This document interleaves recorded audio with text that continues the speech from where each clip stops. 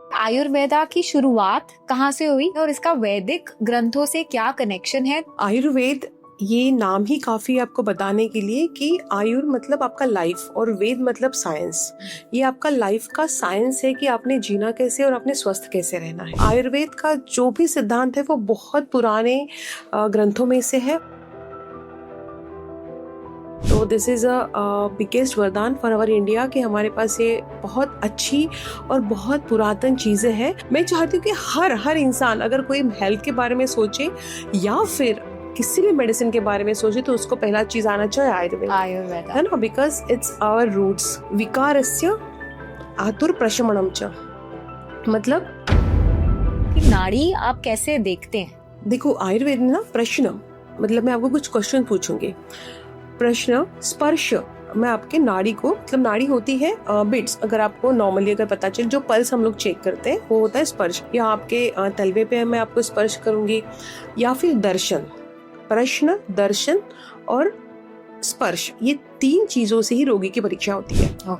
हर इंसान में 3 दोष होते हैं। कि आयुर्वेदा फास्टर है, faster than allopathy. Hello everyone, स्वागत है आपका स्पॉटलाइट के इस हेल्थ पैक्ड एपिसोड में। आज का जो टॉपिक है वो है आयुर्वेदा। क्या आपको लगता है कि एलोपैथी सिर्फ आपके सिम्टम्स को ट्रीट करती है और बीमारी के रूट कॉज को नहीं? क्या आपको ये पता है कि जो क्रॉनिक डिजीजेस होते हैं जैसे पीसीओएस, डायबिटीज, थायराइड, इन सभी का सोल्यूशन, इन सभी का ट्रीटमेंट आयुर्वेदा में है। No pills, no side effects, सिर्फ आपको अपना लाइफस्टाइल चेंज करना है और हीलिंग शुरू। हमारी जो प्रॉब्लम्स है related to skin, hair, hormones, sleep disorder और महिलाओं से जुड़ी जो भी बीमारियां होती हैं, उन सभी के बारे में आज हम बात करेंगे और जानेंगे कि कैसे इन सभी का सोल्यूशन आयुर्वेदा में है, and yes, without any side effects. तो आज के पॉडकास्ट में we have an Ayurvedic doctor with us. Her name is Dr. Komal Kashikar. She has an experience of over 15 years and she is the CEO of Larisha Ayurveda Kerala Panchkarma Power Yoga and Meditation Center. तो चलिए फटाफट से बिना किसी देरी के ये podcast start करते हैं।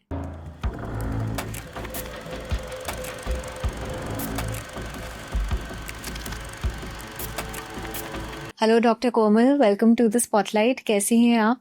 Thank you so much for the welcoming, so sweet.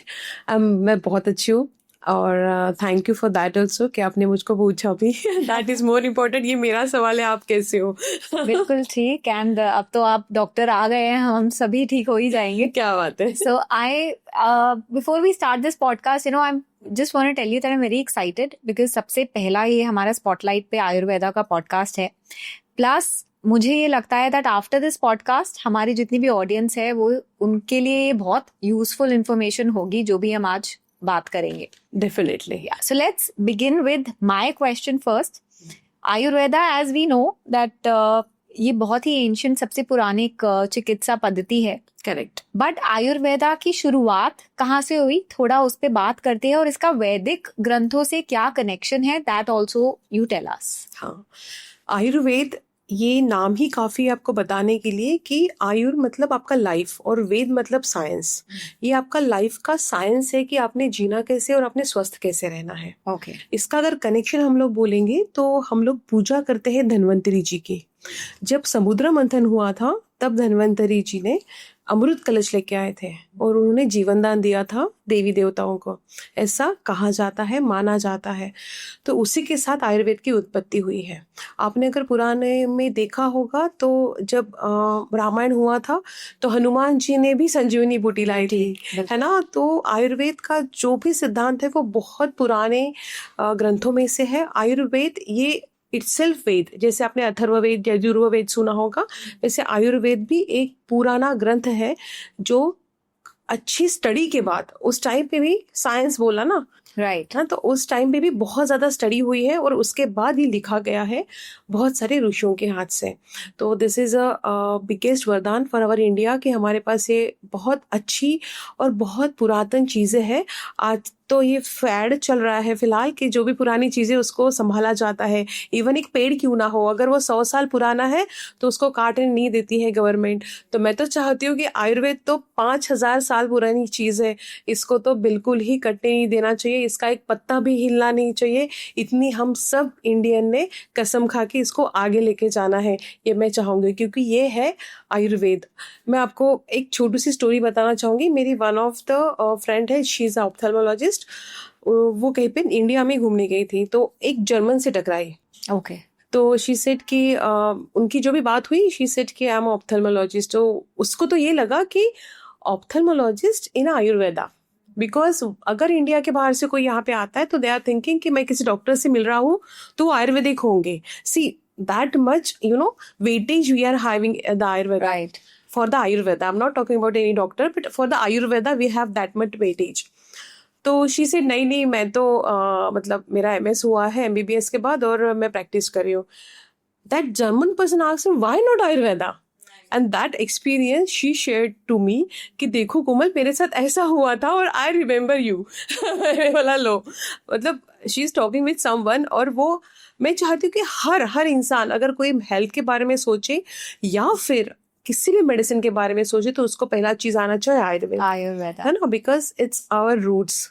या बिकॉज द यूरोपियंस और ब्रिटिशर्स भी जब यहाँ आए थे वो भी हमारे वैदिक इन्हीं स्क्रिप्चर से ही लेकर गए थे, और वहां पे they started medical science. Actually अभी तो बोलते हैं कि आयुर्वेद में बहुत रिसर्च की जरूरत है, बहुत। मैं तो बोलूंगी ना मैम कि वी डोंट नीड रिसर्च, ये रिसर्च है ऑलरेडी सब कुछ। एग्जीक्यूशन की जरूरत है। करेक्ट। अगर हमने ये प्रॉपरली एग्जीक्यूट किया तो बहुत सारे डिसीज से हम इंडिया को बचा सकते हैं, पूरे वर्ल्ड को बचा सकते हैं। अभी क्या हुआ, आयुर्वेद ये बहुत बड़ा ग्रंथ है जिसके अंदर आपका शालाक्य मतलब आप बहुत हिंदी में नहीं बता मतलब समझ पाएंगे, तो मैं बताती हूँ। जैसे आंखों का कोई प्रॉब्लम है, गायनेक का कोई प्रॉब्लम है, सर्जरी का कोई प्रॉब्लम है, plastic surgery is a Sushrut, है ना, Sushrut is the first surgeon in the world. तो सब चीजें वहां पे इकट्ठी की हुई है। आयुर्वेद में योगा एक सब्जेक्ट है, स्वस्थ रुत्तर, जिसमें योगा एक छोटा सा पार्ट दिया हुआ है, लेकिन उसमें पूरा योगा कवर होता है। एक पार्ट है जिसमें आहार कवर होता है। तो आज क्या किया, ये सब चीजों को डिस्ट्रीब्यूट कर दिया। Right. जैसे डाइटिशियन अलग कोर्स हो गया है, अभी योगा अलग कर रहे हैं, नेचुरोपैथी अलग कर रहे हैं। It's all roots is Ayurveda.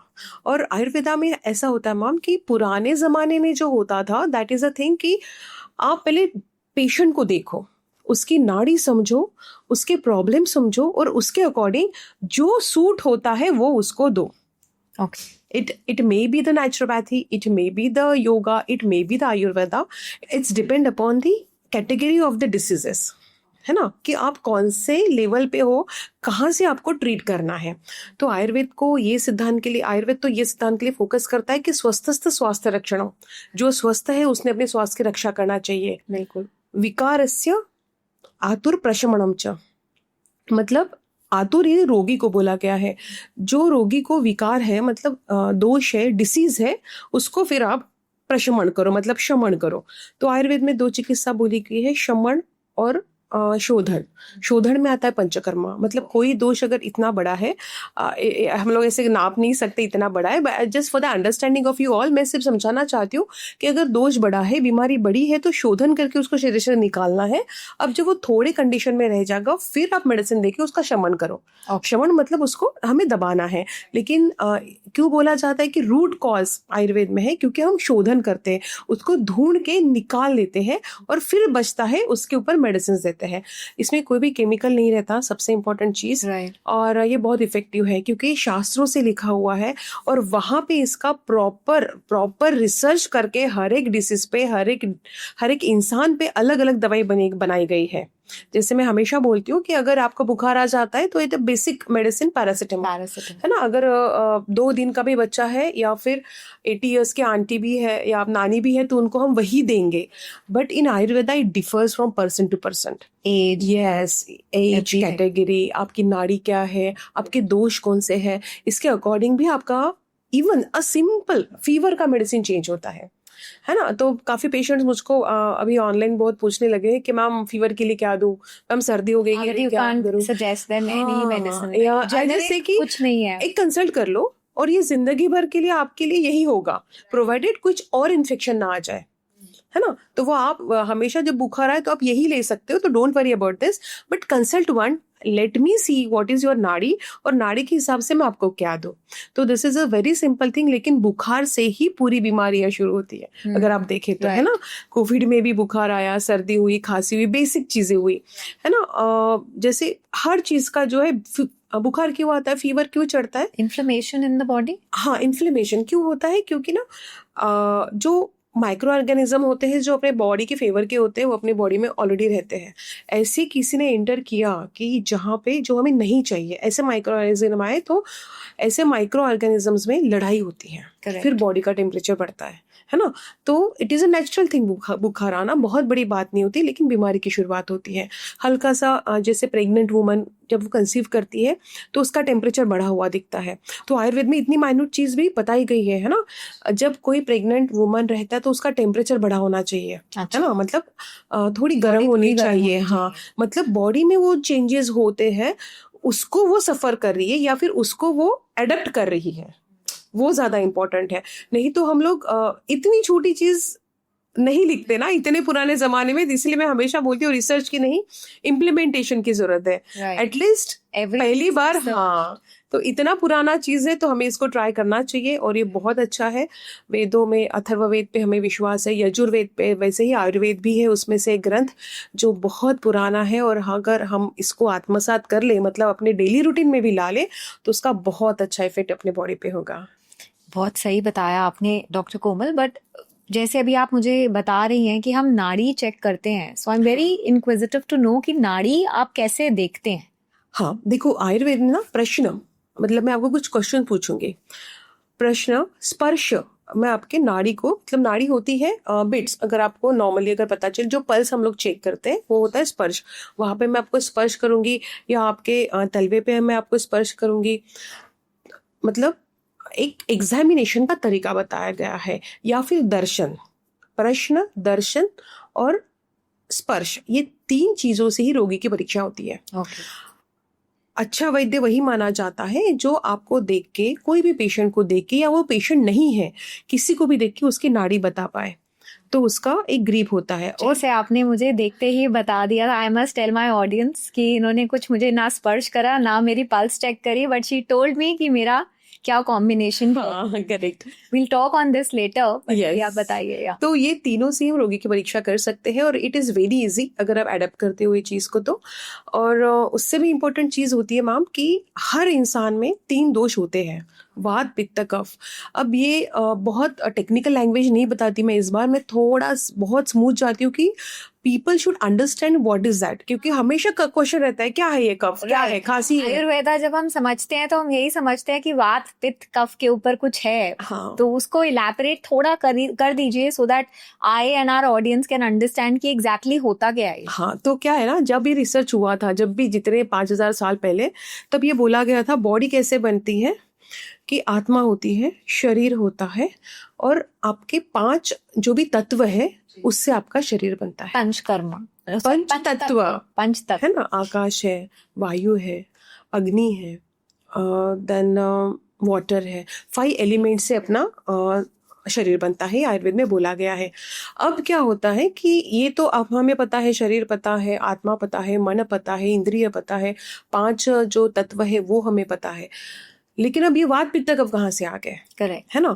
तो अगर हमें मूव करना होगा तो हमें मूवमेंट की जरूरत होगी, है ना। तो वो वाली मूवमेंट जो देती है उसको वायु बोला गया है, जिसको वात बोलते हैं।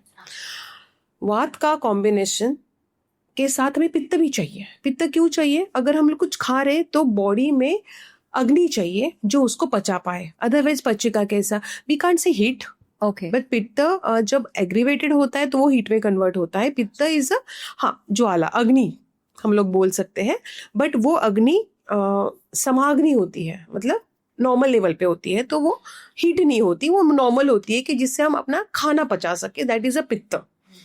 फिर आता है कफ। इतना अगर हम लोग वो बढ़ जाती है तो क्या होगा, हीट होगी, है ना। हीट को शांत करने के लिए कफ आता है।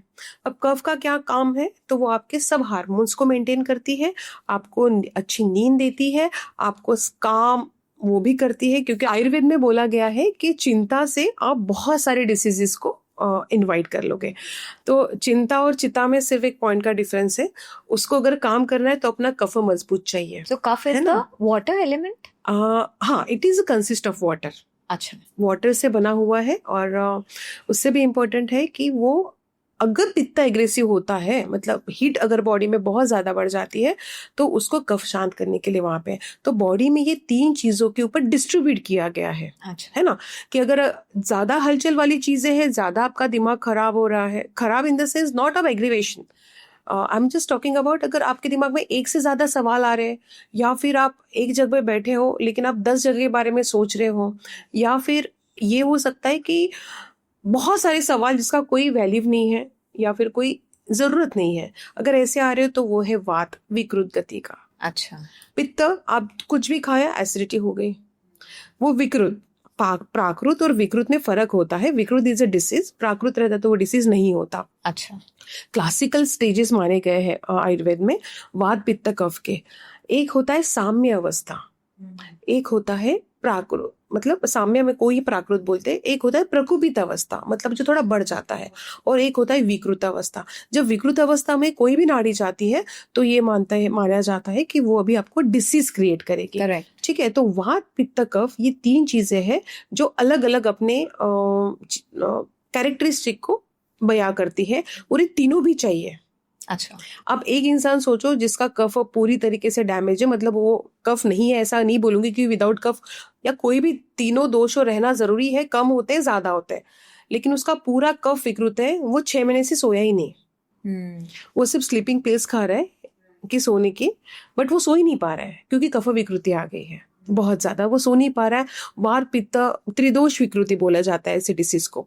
इंसोम्निया बहुत डेंजरस डिसीज है। Right. हमको लगता है कि क्या यार, मैं तो सोती रहती हूँ, ऐसे कैसे इसको नींद नहीं आती, बट ये बहुत खराब डिसीज है। वो इंसान को समझ भी नहीं आता मैं क्या करूँ, क्योंकि वात पित्त और कफ ये तीनों दोष एक साथ विकृत होते हैं, ऐसा आयुर्वेद में बोला गया है। तो हम क्या बोलते हैं ना कि वात पित्त कफ इजीली समझने के लिए अपनी बॉडी की कंसिस्टेंसी है। जहां पे गर्म चाहिए या फिर जहां पे अग्नि चाहिए वहां पे पित्त है, जहां पे ठंडा चाहिए वहां पे कफ है, और जहां पे गति चाहिए वहां पे वायु है। एकदम ये सिंपल 3 चीजें अगर समझ ली तो it's more than enough to understand आपकी बॉडी। अगर मैं ये नाड़ी के हिसाब से देखूं तो मेरे 3 उंगली जाएगी जो वात पित्त कफ को एक्सप्लेन करेगी। अच्छा। है ना, तो आयुर्वेद में 3 उंगली का हिसाब, 3 उंगलियों का हिसाब बताया। जब भी करवाते हैं तो एक ही पल्स, हाँ, मॉडर्न मेडिसिन में एक ही पल्स बताई गई है, दैट इज अ पल्स। कितने होते हैं मिनट में देखना है, 1 मिनट में 72 आ रही है तो इट्स वेल एंड गुड, है ना, you are at the perfect position. But अगर हम लोग आयुर्वेद नाड़ी अगर देखते हैं ना, तो मैं देखते बार बार बोल देती हूँ कि पेट में गड़बड़ है, कॉन्स्टिपेटेड है, बीपी है, शुगर है, you can diagnose with the नाड़ी इटसेल्फ। लेकिन ऐसा बिल्कुल नहीं होता कि हम लोग कोई इन्वेस्टिगेशन नहीं करते। डेफिनेटली विल डू दैट, क्योंकि इन्वेस्टिगेशन की कोई पैथी नहीं रहती ना, इन्वेस्टिगेशन एनीवन कैन डू। तो हम भी इन्वेस्टिगेशन करते हैं, बट नाड़ी से परफेक्ट पता चलता है कि हमें करना किसका है इन्वेस्टिगेशन। अदरवाइज काफी सिटी स्कैन कर लेते हैं और नो रिलेवेंट। यहाँ पे आई वांट टू से कि पहले के जमाने में इफ यू नोटिस्ड कि जो डॉक्टर्स होते थे वो नाड़ी देखकर ही पहचान जाते थे कि आपको क्या बीमारी है। अब अगर आप डॉक्टर्स के पास जाते हो तो वो इतने टेस्ट लिख देते हैं कि जिसका कोई उसका अलग बिल आता है। करेक्ट। लेकिन आपको बताओ क्या, उनकी कोई गलती नहीं है उनमें, क्योंकि वो पढ़े ही नहीं है ना ये सब चीजें। मैं तो हमेशा बोलती हूँ कि अगर आयुर्वेद के बारे में, या फिर एक सिंपल है काला तिल, है ना, आपने काले तिल के बारे में काफी सुना होगा। मैंने तो एस्ट्रोलॉजी के पॉडकास्ट, ओह माय गॉड, काले तिल की रेलेवेंस मुझे वहां पता है कि क्या है। I am talking about with the health purpose. Health के लिए भी काले तिल बहुत ज्यादा इंपॉर्टेंट है, बहुत अच्छे हैं, हाई प्रोटीन डाइट होता है। लेकिन अगर काले तिल के बारे में आप मुझको पूछते हो तो मैं बोलूँगी काले तिल का तेल बालों के लिए बहुत अच्छा है। प्लीज पॉसिबल हो तो अप्लाई करो। उसका उसका सेवन भी बहुत अच्छा होता है, ये प्री मैच्योर ग्रेइंग के लिए बचाता है। अच्छा, लेकिन एप्लीकेशन कैसे करना है और कौन से नाड़ी को कितना यूज करना है, ये आप आयुर्वेदिक डॉक्टर से प्लीज कंसल्ट कीजिए, तो आपको इसका बहुत अच्छा एग्जैक्ट मतलब क्या कैसे अपनी बॉडी पे इफेक्ट होता है वो पता चलेगा। लेकिन मैं ये बोलूंगी दर्शकों से, अगर जिसको काले तिल के बारे में कुछ पता ही नहीं है तो प्लीज उनके मुंह से मत सुनिए। अगर आयुर्वेदिक डॉक्टर बोल रहा है कि ये प्री मैच्योर ग्रेइंग के लिए इफेक्टिव है तो ये सही में इफेक्टिव है। इसकी भी स्टडीज है मैम, अच्छा, है ना, इसकी स्टडीज अवेलेबल है, आज तो गूगल पे सब मिल जाता है ना। तो अगर ये मिसकंसेप्शन कोई फैला रहा है कि काले तिल बालों के लिए अच्छे नहीं होते, तो ऑफकोर्स ये अच्छे होते हैं, लेकिन इतना भी यूट्यूबर्स के पीछे मत जाओ, रोज रील्स बनाते कि उसको कूटो और लगा लो और आप अच्छे हो जाओगे, या उसको सिर्फ थोड़ा सा फॉलो करना है कि आपको कौन से फॉर्म के तिल अच्छे रहेंगे। बेसिकली कंसल्ट एन आयुर्वेदिक हाँ, डॉक्टर फॉर बट वो मैं वही बताना चाहती हूँ कि काले तिल को क्यों मैं स्पेसिफाई कर रही हूँ। आजकल मैंने बहुत रील्स देखे जिसमें काले तिल को स्पेसिफाई किया जाता है और बोलते हैं ये इफेक्टिव नहीं है, तो क्या मिसकंसेप्शन भी फैल रहा है। आपको नॉलेज नहीं है तो प्लीज आप मत बोलिए। मुझको अगर होम्योपैथी के बारे में पूछोगे तो I really don't have knowledge, मैं नहीं बोलूंगी कुछ भी, because I don't have knowledge, right, है ना। तो नहीं है तो मत बोलिए, पीपल मिसगाइड नहीं होते हैं, है ना।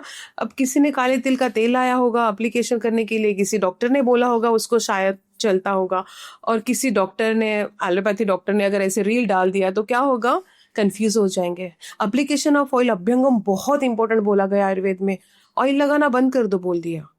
एक्चुअली क्या होता है, ऑयल नहीं मसाज नहीं करनी चाहिए। नहीं, क्या होता है, इवन पीडियाट्रिशियंस भी आपको क्या बोलेंगे, मैम मसाज करो, बट वो जो रबिंग वाला मसाज है ना वो मत करो। यहाँ बच्चा रो रहा है और आप जोर जोर से उसको मसाज कर रहे हो, that is not allowed. Even Ayurveda में भी, आयुर्वेद में 3 प्रकार की मसाज बोली गई है, अभ्यंगम, स्नेहनम और मर्दनम, ओके, है ना। तो अभ्यंगम मतलब जस्ट एप्लीकेशन ऑफ ऑयल, जरूरी भी है क्योंकि बहुत ड्राइनेस आ रहा है ना। दूसरा इंपॉर्टेंट चीज है कि स्नेहनम मतलब हल्का मसाज करके आप उसको करो। थर्ड है मर्दनम, जिसको हेवी मसाज चाहिए होता है। तो these 3 things are different for the different nadis and for the different people and for the different muscle strength। और ये भी चेक करवाना करके ही वो करना चाहिए, इसलिए हम लोग मसाज ये वर्ड ही यूज नहीं करते। मसाज इज एब्सोल्युटली, आप फेशियल करने जाओ, फड़ फड़ फड़ पानी के साथ क्रीम मिक्स करके जो आपके चेहरे के साथ जो छेड़छाड़ करते हैं ना, दैट इज नॉट गुड, है ना। वो पहले मसल समझो कहाँ है, उसका वे समझो कहाँ जा रहा है, आप उसको किस डायरेक्शन में मसाज कर रहे हो, वो ज्यादा इंपॉर्टेंट होता है ना।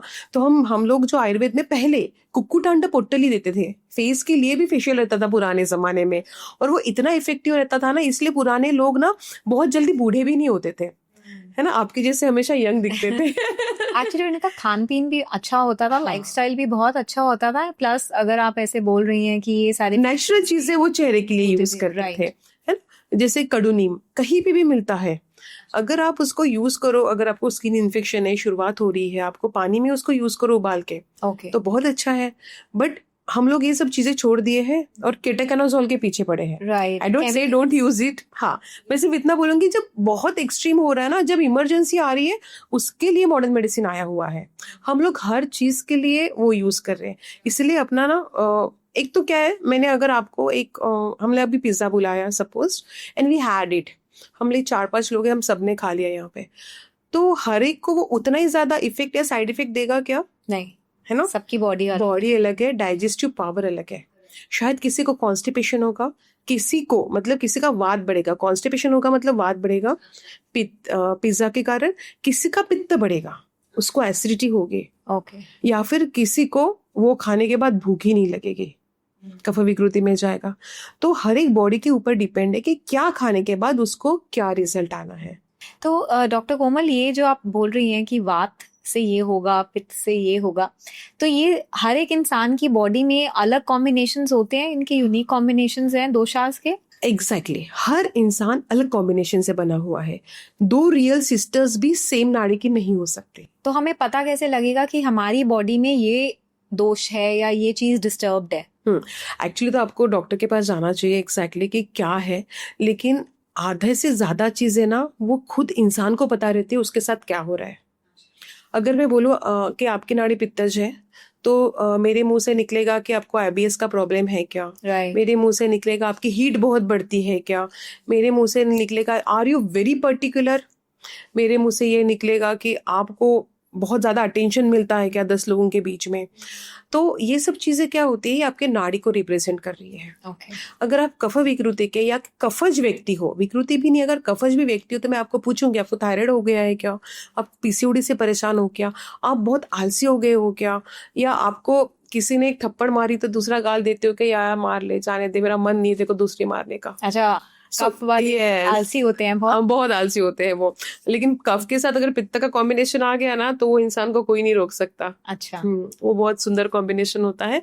बस उसको थोड़ा डाइजेस्टिव इश्यूज बहुत ज्यादा रहते हैं, क्योंकि कफ पूरा ठंडा रहता है और पित्त पूरा हॉट। ये दोनों का कॉम्बिनेशन थोड़ा वो रहता है weird in terms of food. उसको अपनी फूड हैबिट्स प्रॉपर रख दी ना, तो उसको कोई नहीं छेड़ सकता दुनिया में। वात वाला तो पूछो मत, मतलब दुनिया छू लेगा, आसमान छू लेगा। तो वात पित्त नाड़ी भी बहुत अच्छी होती है, लेकिन ये बहुत ज्यादा ना, मतलब आप एक सिंपल है, कहीं पे अगर आग है वहां पे अगर हवा डाल दो आग भड़क जाएगी। करेक्ट। तो वात को कंट्रोल में रखना उतना ही ज्यादा इंपॉर्टेंट होता है ना। तो वात पित्त के लोग, पित्त कफ के लोग अच्छे होते हैं, सभी अच्छे होते हैं, सभी नाड़ी इज ब्यूटीफुल, लेकिन इसको बैलेंस करके रख, किस दोषा के साथ क्या कनेक्शन हो गया है उसको मैं बैलेंस करना पड़ता है। बहुत बार हम लोग देखते हैं पेशेंट को तो दिखता है कि ये कफ वाले हैं और पित्त वाले हैं, लेकिन उनको प्रॉब्लम्स वात वाले आए हुए रहते हैं। अच्छा, ऐसा भी होता है? ऐसा भी होता है। तो इसलिए दर्शन, स्पर्श और क्वेश्चंस है ना, मतलब दर्शन देखना है, स्पर्श करना मतलब छूना है, और प्रश्न भी पूछना है कि आपको ये होता है कि अगर आपको वो नहीं हो रहा है तो क्या हो रहा है। अगर आप वात पित्त के, आप कफ पित्त के और वात के प्रॉब्लम्स आ रहे हैं, दैट मीन्स मुझको पहले आपके पित्त को शांत करना है।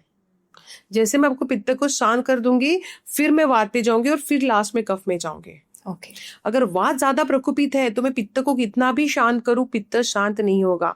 आग को कंट्रोल नहीं कर सकते अगर वात प्रकोपित हो गया, मतलब वात बढ़ गया है तो पहले हमें, मुझको हवा को शांत करना पड़ेगा। तो सबसे अति उत्तम चिकित्सा बोली गई वात को शांत करने के लिए बस्ती, एनिमा, है ना, कुछ भी नहीं है। तो हमारे पास एक पेशेंट आया था, डेढ़ 1.5 years बैक की बात है। कंटिन्यू हिचकी आ रही थी उसको, हर 2 मिनट में सो ही नहीं पाई वो लड़की, गए 8 दिन से। काफी हो गया, एंटी हिस्टामिन दे दिया उसको, एंटी एसिड दे दिया, बहुत कुछ होगा, उसकी हिचकी बंद नहीं हो रही थी। And she is a medico, है ना, she was doing her MBBS in 3rd year। अच्छा। और वो बोले मैम सब हो गया है, किसी ने आपका नाम बताया, मैं आई हूँ, और ये बताने के लिए भी वो बोल नहीं पा रही है। Someone with sitting. अच्छा, इतनी हिचकी? हाँ, इतनी हिचकी आ रही है उसको। मैं बोला, स्टाफ को बोला, एक टाइप की बस्ती बताई, ये बनाओ, तुरंत इसको दो। बस्ती इज अ थिंग जहाँ पे आप डिटॉक्स करते हो अपनी बॉडी को, है ना। तो हम एनस से देते हैं, और 5 मिनट में, 7 मिनट में, depend upon the patient condition, उनको वॉशरूम जाना होता है। वो वॉशरूम से आई, मैडम हिचकियां बंद। तो तब वो ये बोली, पहला मैंने बोला 7 दिन करना है, देखो मैं दोष आपके 1 दिन में शांत कर दूंगी, 2 दिन में शांत करूंगी, लेकिन बॉडी से निकालने के लिए I need a time. Ayurveda में 7 दिन, 14 दिन या 21 दिन का कोर्स बोला गया है। 5वें दिन भी पेशेंट मुझको बोलते हैं ना, मुझको चाहिए उतना आराम नहीं है, मैं बोलता 7 दिन हुएगा कोर्स। मैंने पूछा ही कहा, एंटीबायोटिक के हम कोर्सेज लेते हैं 7 दिन 5 दिन वैसे ही। तो इसके भी कोर्सेज है, वो उतना कंप्लीट करो तो रिजल्ट्स बहुत अच्छे आते हैं।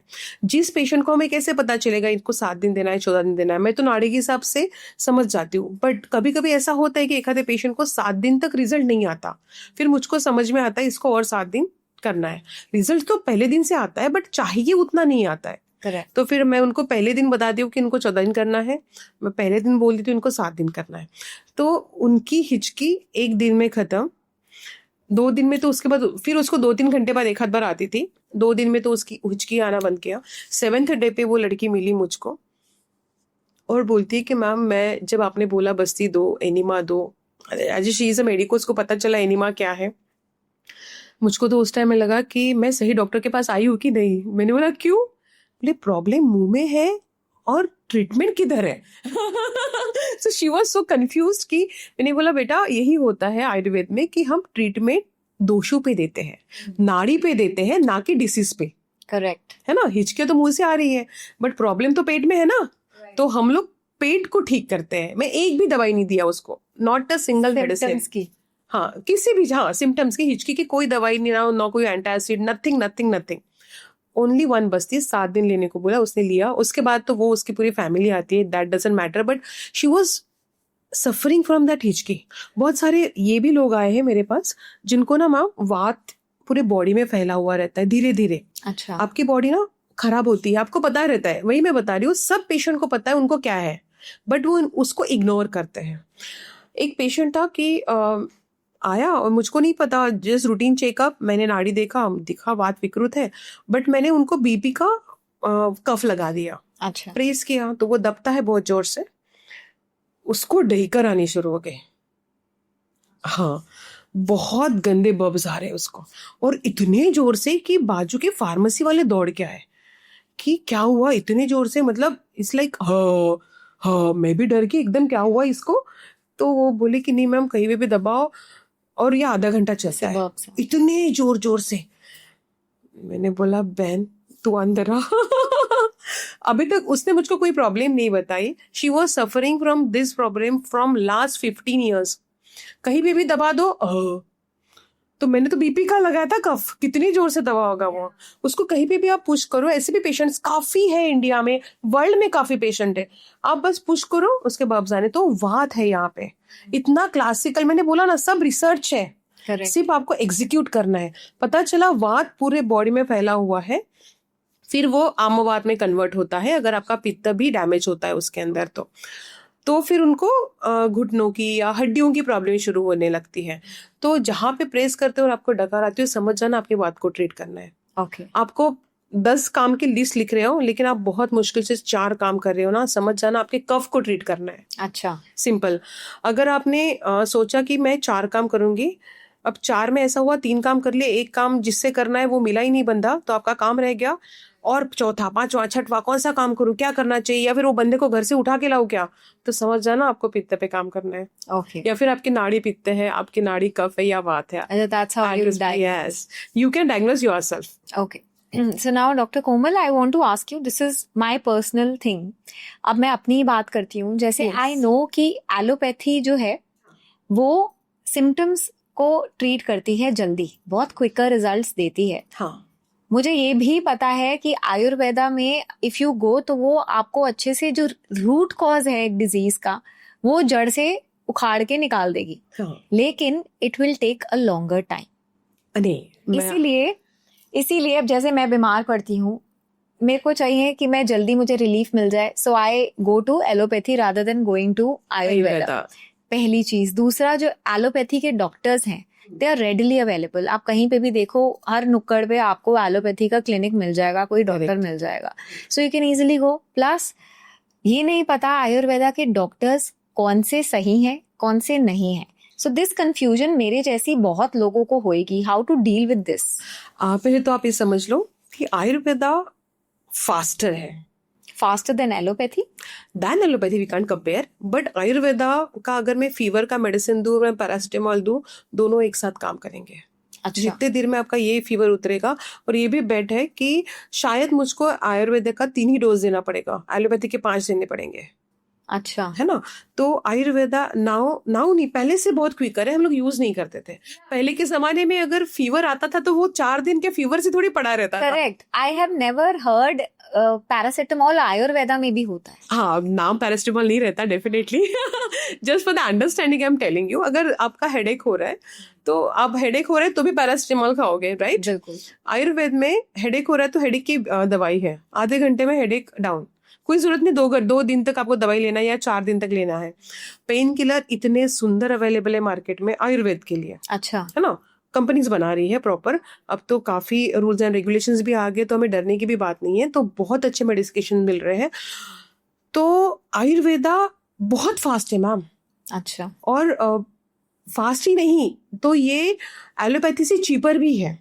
अब आप बोलेंगे चीपर क्यों बोला है, तो इसीलिए बोला है क्योंकि अगर आप आज ही अपनी बॉडी को ठीक करते हो, मतलब बीमारी नहीं पड़ने देते, तो आपको कहीं पे जाने की जरूरत ही नहीं है ना। करेक्ट। आपको ना मेडिसिन का खर्च आएगा, आपकी हेल्थ अच्छी रहेगी। सबसे इंपॉर्टेंट तो हेल्थ अच्छी रहना है ना।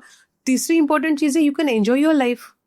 हम लोग क्या करें ना, हम लोग वेट करें कि कब अटैक आएगा। तो क्या होता है कि हम लोग बॉडी से निकाल रहे हैं मैम। अगर आप देखोगे ना, जिम में लोग एसी में जिम कर रहे हैं, राइट। और बहुत केसेस हम सुनते हैं कि जिम जो लोग करते हैं वो कार्डियक अरेस्ट उनको इजीली आ रहा है। What is the reason behind it? सबसे पहले तो प्रोटीन शेक, प्रोटीन पाउडर, उसमें पता नहीं क्या क्या है ना, जो हम लोग खा रहे, वो तो मैं तो बिल्कुल प्रोटीन डाइट के अगेंस्ट हूँ। ओनली प्रोटीन डाइट आपके शरीर को बिल्कुल ही सपोर्ट नहीं करता। आपको सब चाहिए मैम, एवरीथिंग यू राइट, या यू नीड अ बैलेंस्ड मील। हाँ, बैलेंस मील। तो लोग एक तो प्रोटीन के ऊपर बहुत ज्यादा डिपेंडेंट हो चुके हैं। दूसरी इंपॉर्टेंट चीज है, उनको आज क्विक चाहिए। आयुर्वेद बहुत क्विक कर देता है, बट आप ले नहीं रहे हो, आप जा नहीं रहे हो, है ना। तीसरी इंपॉर्टेंट चीज है कि आपने और एक सवाल पूछा था, मैं उसका भी जवाब दे देती हूँ पहले, कि आयुर्वेद डॉक्टर्स इजीली नहीं मिलते। आपको एक ही बार ढूंढना है, उसके बाद आप उसको बोलोगे ये हुआ है, वो फटाक से बता देगा ये कर लो, आने की जरूरत नहीं है। करेक्ट है ना। तो नागपुर के नाड़ी तो पता ही है नाड़ी पता है मुझको, मैं आपको ट्रीट कर रही हूँ इतने दिनों से, तो आई नो कि हाउ आई कैन ट्रीट। तो कुछ पेरेंट्स ऐसे भी होते हैं जो बच्चों को फोन पे पूछ लेते हैं कि बुखार है क्या दे दूं, मैं बोल देती हूँ online consultation is much easier for me. 10 minute में खत्म हो जाता है, पेशेंट को भी आने का वो टाइम बचता है, मेरा भी टाइम कंज्यूम नहीं होता, मैं ज्यादा पेशेंट देख सकती हूँ एक दिन में। तो मैं लोकल भी नागपुर में भी ऑनलाइन कंसल्टेशन लेती हूँ।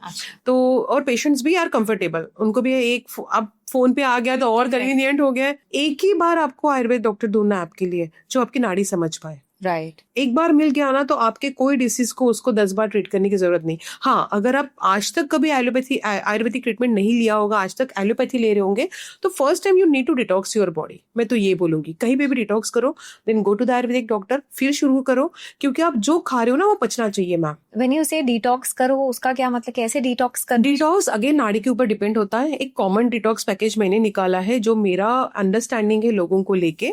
7 दिन का शिरोधारा, 7 दिन का सर्वांग संशोधन, बस्ती नसें, ये बोला गया आयुर्वेद में, पर इतना लंबा समय कोई देना नहीं चाहता। तो डेली 1 आवर का थेरेपी मैंने फॉर्म किया हुआ है, जिसमें आप सिर्फ 7 दिन आके करो। साल में एक बार हर इंसान डिटॉक्स करना चाहिए, हर महीने में जाके करो ऐसा नहीं बोलती हूँ, बट कभी कभी ऐसा होता है कि आप बाहर जैसे मेरे आज मैं दिल्ली, कल कोची, परसों मुंबई, ये सब शेड्यूल में ऐसा हो जाएगा कि शायद मैं बाहर का बहुत खाऊंगी, राइट, मुझको टाइम पे मील नहीं मिलेगा, या ब्रेकफास्ट की जगह पे मुझको सीधा लंच करना पड़ेगा। तो ये सब चीजों में बॉडी एक अलग तरीके से रिस्पॉन्ड करेगी। जब भी अलग तरीके से रिस्पॉन्ड करेगी तब मैंने डिटॉक्स कर लेना है, जब मैं नागपुर पहुंचूंगी। अब मेरा है तो मैं नागपुर पहुंच के करूंगी, है ना। बट कोई भी ऐसे अपने घर में डिटॉक्स कर सकता है? मैं तो बोलती हूँ डिटॉक्स ड्रिंक ले लीजिए, that is well and good, क्योंकि एक बार डिटॉक्स कर लोगे आप मेरे पास हर वक्त, कहाँ मैं आपको डिटॉक्स करती हूँ। What is a suitable detox drink जो नॉर्मल कोई भी बंदा ले सकता है? हम लोग जो एक बनाते हैं ना, दैट इज 10 रूट्स, है ना, 10 पेड़ के पत्ते, उससे वो बना हुआ है। Okay. है ना। तो हम वो देते हैं पेशेंट को, आप घर पे जाके जिस पानी में उबाल लो वो काढ़ा और पी लो, उसको कोई टेस्ट नहीं रहती, रादर इट इज आयुर्वेदिक। अच्छा, नो बिटर टेस्ट। आयुर्वेदिक की तो हाँ कड़वी मेडिसिन होती हैं। प्लस बहुत लोग बोलते हैं, जो मैंने सुना है, कि आयुर्वेदिक के जो मेडिसिन हैं वो बहुत गर्म होती हैं, उनकी तासीर बोलते हैं, गर्म होती है। हाँ, कि जब आप खाते हो उनको तो बॉडी में दाने और ये सब चीजें निकल जाती हैं। Is it true? No, not at all. पहले होता था मैम ये। क्यों होता था? क्योंकि सब चीजें रॉ यूज करते थे। अच्छा, पत्ते तोड़े, पकाए, खाए, उनको वो मतलब तब उनको जमता था, क्योंकि उनकी डाइजेस्टिव पावर बहुत अच्छी थी। अभी हम लोग पूरा आड़ा टेढ़ा खा के आते हैं, हमारी डाइजेशन पहले ही वीक हो चुकी है। उसके बाद अगर हम लोग आयुर्वेदिक खाएंगे रॉ वाला तो ये इफेक्ट देगा, है ना। बट अभी ऐसा आयुर्वेदिक मेडिसिन ही अवेलेबल नहीं है जो इतना गर्म करेगा। आपकी पित्तज नाड़ी है तो मैं चांस ही नहीं आपको आयुर्वेदिक कोई भी मेडिसिन दूंगी जो आपको गर्म करेगा। आपकी कफज नाड़ी है तो चांस ही नहीं मैं कोई ठंडा मेडिसिन आपको दूंगी, समझती, क्योंकि ऑलरेडी कफ ठंडा है। ठंडा दूंगी तो उनका वो तासीर और ठंडा ठंडा हो जाएगा, बॉडी में कॉम्प्लेक्स आ जाएगा। तो अभी ऐसी मेडिसिन नहीं है। बहुत रिसर्च मेडिसिन के ऊपर, बनाने के ऊपर, फॉर्मुलेशंस वही है। हमारे मेडिसिन का नाम क्या होता है? शास्त्रोक्त। अच्छा, दशमूलारिष्ट, है ना, मतलब शास्त्र में लिखा हुआ ही दशमूलारिष्ट बन रहा है आज भी, क्योंकि रिजल्ट उतने अच्छे हैं। सिर्फ इतना है कि वो जो पत्ते या रूट्स, दशमू जो है, रूट्स लेते हैं, दश मतलब 10, है ना, मूल मतलब रूट्स। अगर हम लोग रूट्स निकाल रहे हैं तो अभी वो रूट्स को पहले फिल्टर किया जाता है, उसकी तासीर नॉर्मल की जाती है, फिर उसको यूटिलाइज किया जाता है। तो आज के ज़माने में जो गर्म वाला आयुर्वेद नहीं रहा है, पहले में था, क्योंकि रॉ चीज़ें बहुत यूज़ की जाती थी, इतनी सारी मशीनरीज नहीं थी उस टाइम पे। अभी तो बहुत अच्छी मशीनरीज है, रिजल्ट्स बहुत ज़्यादा अच्छे हैं। गर्म, हाँ, सेफ तो है ही, पहले से ही आयुर्वेद सेफ है। There is no side effect. Ayurveda always has a side benefit. अच्छा, अगर आप बालों के लिए एलोवेरा लगा रहे हो तो उसका स्किन के ऊपर भी इफेक्ट आ रहा है। अगर आप, मैंने काले तिल की बात किया, काले तिल का ऑयल अगर आप बालों में लगा रहे हो, मतलब इतना डायरेक्टली नहीं लगाना है, मैं फिर से बोलती हूँ कि आप just consult your doctor according to your नाड़ी। कभी काले तिल के ऑयल में आपको सीसम ऑयल जिसको बोलते हैं ना, तिल इज अ सीसम, राइट, उसमें आपको कोकोनट ऑयल डालना होता है, किसी को आंवले का ऑयल डालना होता है, डिपेंड अपॉन द नाड़ी कितना डालना है। या फिर कोई डायरेक्टली लगा सकता है जिसके ग्रेइंग ऑफ द हेयर हो चुके, जो बच्चे हैं, है ना, तो हम उनको भी यूज कर सकते हैं, हम लोग भी खुद यूज कर सकते तो हैं। ऑलरेडी जिनके बाल ग्रे हैं तो वापस काले हो जाए, हो सकते हैं, देयर आर चांसेस। अच्छा, हाँ, हो सकते हैं, लेकिन थोड़ा सा फॉलो करना पड़ेगा। अब और एक चीज होती है कि बहुत सारे ये मत खाओ वो मत खाओ शुरू हो जाता है डॉक्टर लोगों का। तो मैं आपको ये बताना चाहती हूँ कि आयुर्वेद है जहाँ पे पथ्य है, अपथ्य ऐसा बिल्कुल नहीं है। अच्छा, कोई परहेज नहीं करना किसी चीज का? नहीं, ऐसे नहीं, वो अच्छा सवाल है। परहेज क्योंकि आयुर्वेद का नहीं होता। कैफीन इनटेक नहीं करना चाहिए, कॉफी चाय ये सब नहीं पीना चाहिए when you are on a homeopathy और एलोपैथी आयुर्वेदा डाइट। तो क्यों, हाँ मैं वही बता रही हूँ। आप, अगर हम लोग आयुर्वेदा होम्योपैथी जो भी मेडिसिन खा रहे हैं, हमें क्यों नहीं करना है? हाँ, क्योंकि वो हमारे लिए अच्छा ही नहीं है। आप आयुर्वेदा लो या मत लो, रात को दही खाना अच्छा ही नहीं है, रात को आप खट्टा खा रहे हो अच्छा ही नहीं है, क्योंकि रात में जो है वात प्रकोप होता है, अच्छा, दोपहर में पित्त का प्रकोप होता है और मॉर्निंग में कफ का होता है। तो हम अगर रात को कोई भी चीज ऐसी खाए जो ठंड ही है, मतलब क्या बोलेंगे, कूल है, दही ठंडा होता है, रात को खाओगे तो अभिसंधि आहार बनेगा। आप आयुर्वेद मेडिसिन लो या मत लो, उससे उसका कोई कनेक्शन नहीं होता। वो ठंडा गर्म मिक्स हो गया। हाँ, या फिर ठंडा ठंडा ज्यादा हो गया। राइट, अभी समर शुरू है, लोग क्या करते हैं, आइसक्रीम खाते हैं। टाइमिंग क्या है, इवनिंग का, बाहर निकलने के बाद।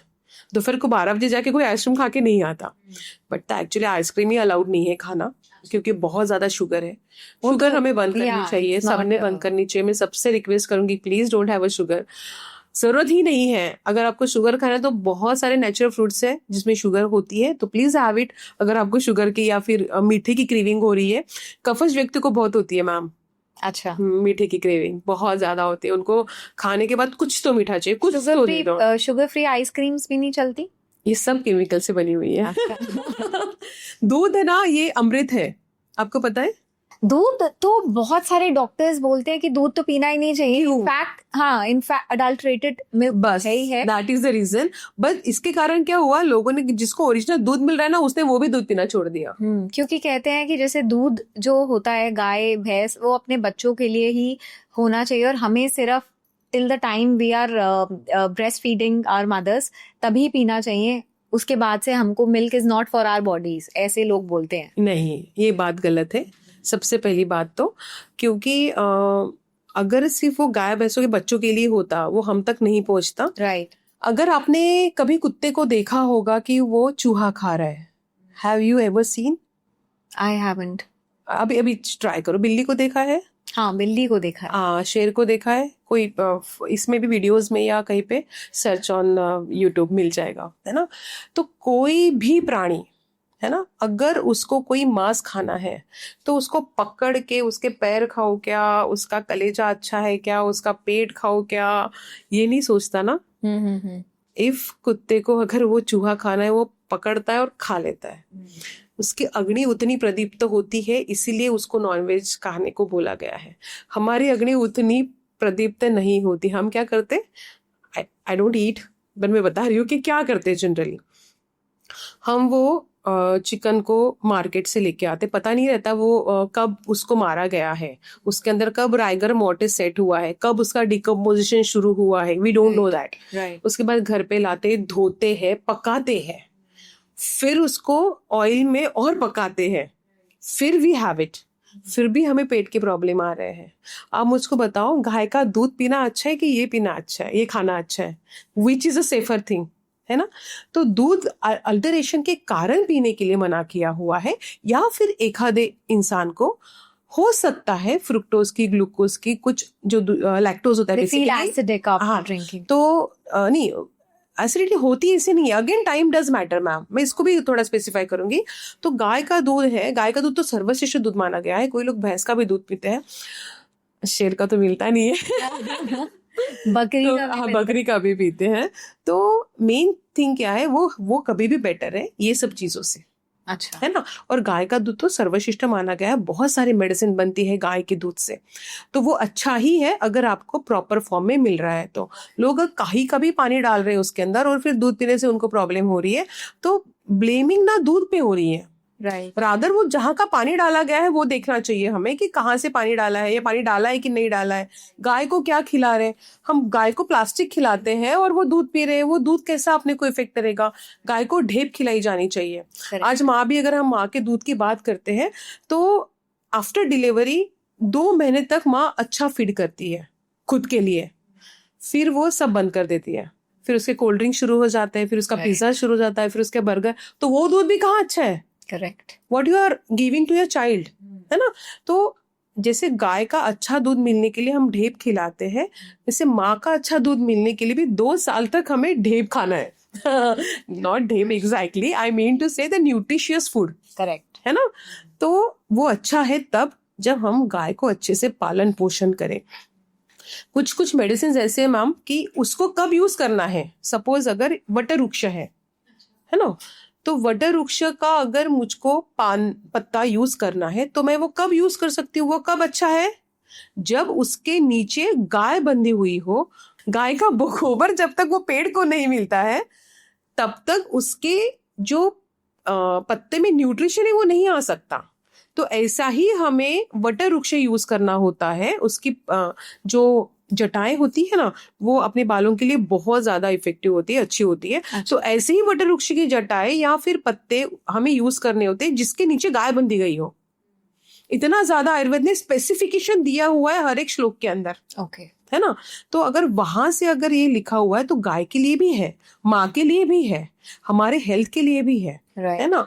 मतलब ये मैं तो बिल्कुल नहीं बोलूंगी, प्लीज जिसको दूध बचता है प्लीज पीजिए, बहुत अच्छा है, गाय का दूध सबसे अच्छा है। हाँ, मैं पैकेट के दूध के लिए मैं उसके लिए सपोर्ट नहीं करूंगी। हालांकि अगर बोला जाए तो वो लैक्टोज किसके लिए बना, इतना सारा केमिकल बच्चे जन्मते बराबर हम दे देते हैं, है ना। उससे अच्छा तो आप जैसे आप प्रेग्नेंट हो, कंसल्ट योर आयुर्वेदिक डॉक्टर।